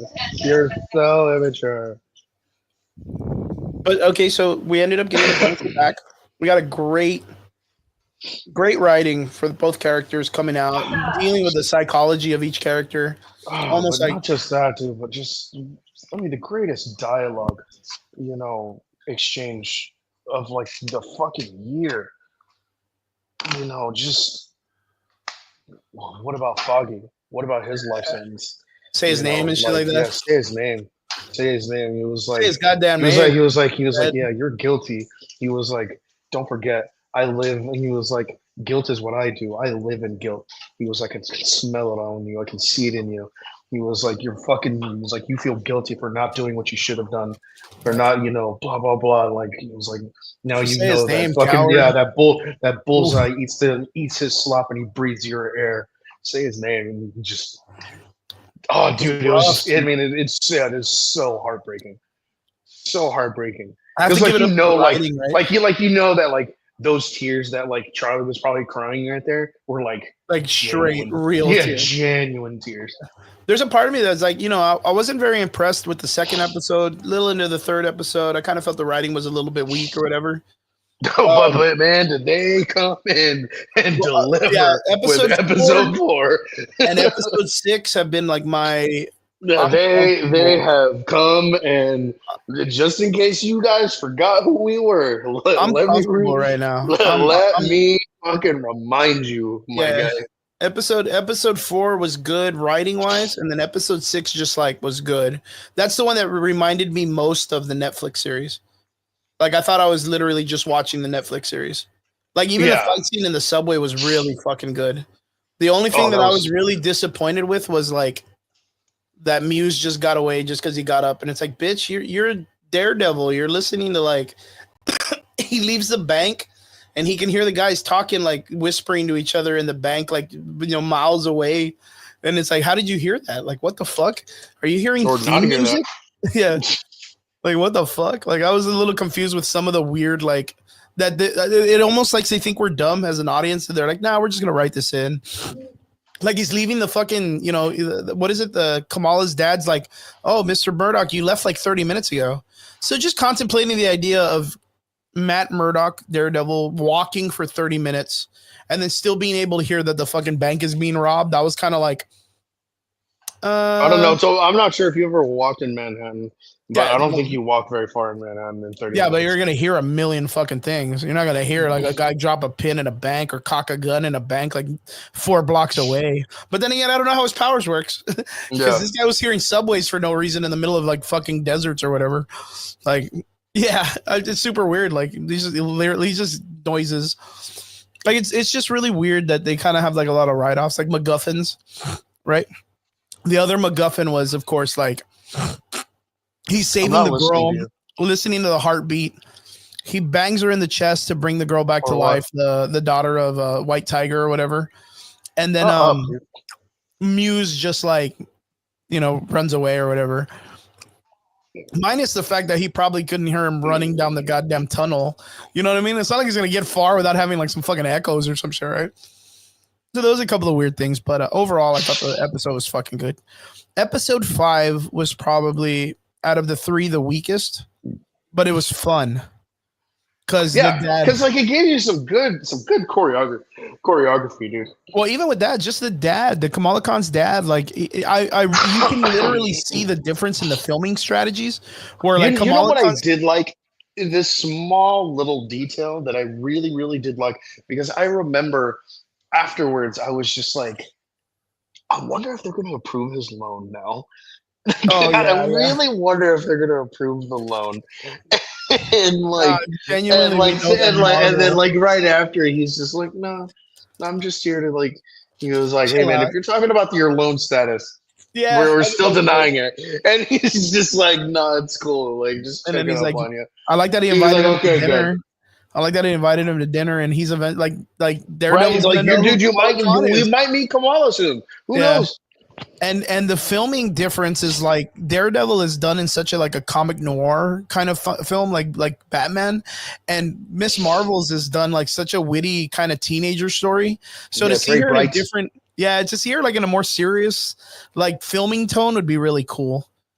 And yeah, I thought it was really charming. I thought that episode was really cool. Less of the strength of the episodes, like really doing a bunch of like Netflix shit, but it was cool. I still think they all did exceptionally well. The Kingpin Overall, creating, I still think the show is entertaining. Right? If yeah, we're going to break down episode to episode, then we're going to find pros and cons in every single episode. yeah, of But course, like overall, the show is still entertaining. yeah, it's good. Like It's good. like you see it and you're like, fuck, man, I missed this show. D'Onofrio's so Like, good. dude, always. He is so good, dude. He is so damn good in this show. Matt Murdock, he's good. With Charlie Cox, but like the dynamic between him and the girl, like I'm not really digging it. Like it's kind of lame. That last part where they're talking about the vigilantes and all that stuff, I kind of feel like he acted it kind of weird. But man, Vincent D'Onofrio knocks every goddamn scene out of the park, dude. Dude, fuck. His little assistant, man. Like, The little Italian dude or the yeah. lady? No, the Italian kid. It's not, I think his name's James Gandolfini or Tony Gandolfini. One of those two. He's good too. Just a little speech. He was like, dude, because you know what? Fucking fire me. Like, man, I deserve I'm still it. gonna But he he was like, you. but I still got you, and I'll still do anything for your fucking, like your internship, blah blah blah. Like, He I'm didn't. about it. He really sells every scene he's in. Like he doesn't seem What like I he's love, what I acting. love most is like right after he was just like, if you ever do this again, I'll fucking kill you. Yeah, I'll fucking. Like you ain't talking to fucking the mayor no more. You're talking to the fucking kingpin. I'll fucking kill you. Yeah, it's dope. He's so good at this. Yeah, everybody's doing an exceptional job. How do you think they're handling Muse? Too soon to tell, but I mean they're giving his original Like the art, themes, shit, right? yeah, dude. I mean, he's like cutting, like he's gouging out eyes, and Eyeball. leaving bodies to be found Yeah, the eyeball as thing artwork. was the eyeball scene. Like, do you think that was like a nod to the comic book with the sidekick, Daredevil sidekick, when he pops his eyeballs out? No. Muse did that more of like as a. I mean, hey, if you want to be Daredevil, I can make you like Daredevil. Yeah. He's mine, baby. Yeah. Like, You're gonna be the play that piece. game. You're gonna be the art. You're not gonna be a fucking Yeah. clone. You're gonna be the deal. So like, yeah, I kind of feel like that was like a nod right at the very beginning, and I mean, I can see why someone would think that, but yeah, just giving like, a nod to the comics, right? I mean, I can see why you would think that, but no, like in that particular sense, that was very much like a, hey man, if you want to fucking replicate, we can go down that road too. Playboy. I thought it was very like I like how intertwined the story is. That the guy that was in the bank was the same guy that's cleaning the paint off the wall. Was the same actor, right? I think so, yeah. Yeah, and he's the one that goes and tells Fisk that he can't really take the paint off the wall because it's all covered in blood. And there's a moment there. There's a moment there that Fisk looks like he's like, what the fuck? Like he's like, what the fuck? Like this is weird. And then you find out there's like 60, like his face is like grotesquely like he's like, how many? Yeah, he's like and this is like, dude, it's like 60 different people. And he was just like, holy shit, this is a really bad thing. Call like Daredevil. Even the Kingpin was taken by that. You know what? Call Matt Murdock. We gotta get this back. We gotta get this motherfucker back in the streets. Yeah, Matt, I need you up here ASAP. Yeah, okay. I need you back in costume. We got beef. Yeah, Got it. Quelmed. Got 60 it. people missing. Blood on the wall. But there's blood on my walls. There's blood on your walls. Yeah, and you need to get your We walking need to cane fix and this. swords and shit. And get out We there. need to fix this now. There was a part of me that thought it was going to be that. I 100% thought he was going to be like, everyone get out. And then he gets on the phone and he's like, Murdoch, we need to talk. And I would have been like, Oh, dude, I'm not gonna okay. lie. As fucking cringe as that would have been, I would have been like, no fucking way, dude. Didn't you just make a task force for this guy? Yeah, no, even before. Yeah, I thought he was going to do it before the task force. I thought he was going to be like, look, Murdoch, I know you're having your issues and your friend's dead, but you need to put your suit back on and get to work. Like, I really thought he's like, you're fucking up my mayorship here. You know, fucking 60 people are missing and you're fucking over here banging therapists and not doing the job. Get out there and do who you are or whatever. I literally thought he was going to just like dad him tomorrow. Like, I thought he was going to fucking put it on him like a bad dad. But no, then he gets all the fucking bad cops together and makes like a whole vigilante team, which I think is in the comic books, if I'm not mistaken. Yeah. Well, apparently one of those, the black guy, the light skinned black guy, Cole Yeah, the something. Chicago guy. Yeah. So apparently he's actually in the comic books too. Yeah. I think the He's like the negotiator too. He's a toned down Punisher. Oh, okay. I got you. He's not a corrupt cop, but he is an anti-hero. And he doesn't like vigilantes. He's probably gonna be like the head of the fucking that group then, right? No, I think he's gonna turn on them. Ooh, he'll be like another like hero face. Mm-hmm.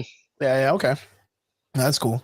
I see that. Like I can see him being like, hey, like I genuinely like going up to the Punisher and being like, I genuinely respect what you do. And I'm sure that like him and like the Punisher will fight, you know, or heck, dude, like even if that's like I won't fight you, being like you're the Punisher or whatever. Yeah. And just, you know, has him beat the fuck out of him. That was like when we got what is that, Battleship, or what was that guy's name from fucking Falcon and the Winter Soldier, the friend, Battlestar? Remember US Agents, homie? Oh, yeah. Battlestar. Some shit like that. That was like him. I like this character, and they fucking smoked his ass, dude. I was like, oh, that sucks. I really like this dude.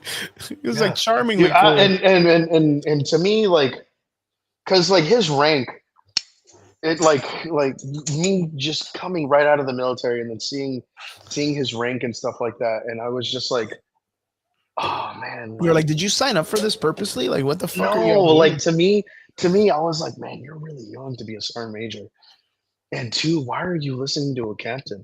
I don't know of any sergeant majors who like are actively like, yeah, man, like for sure, Captain, you know more than I do. Shut the fuck up, dude.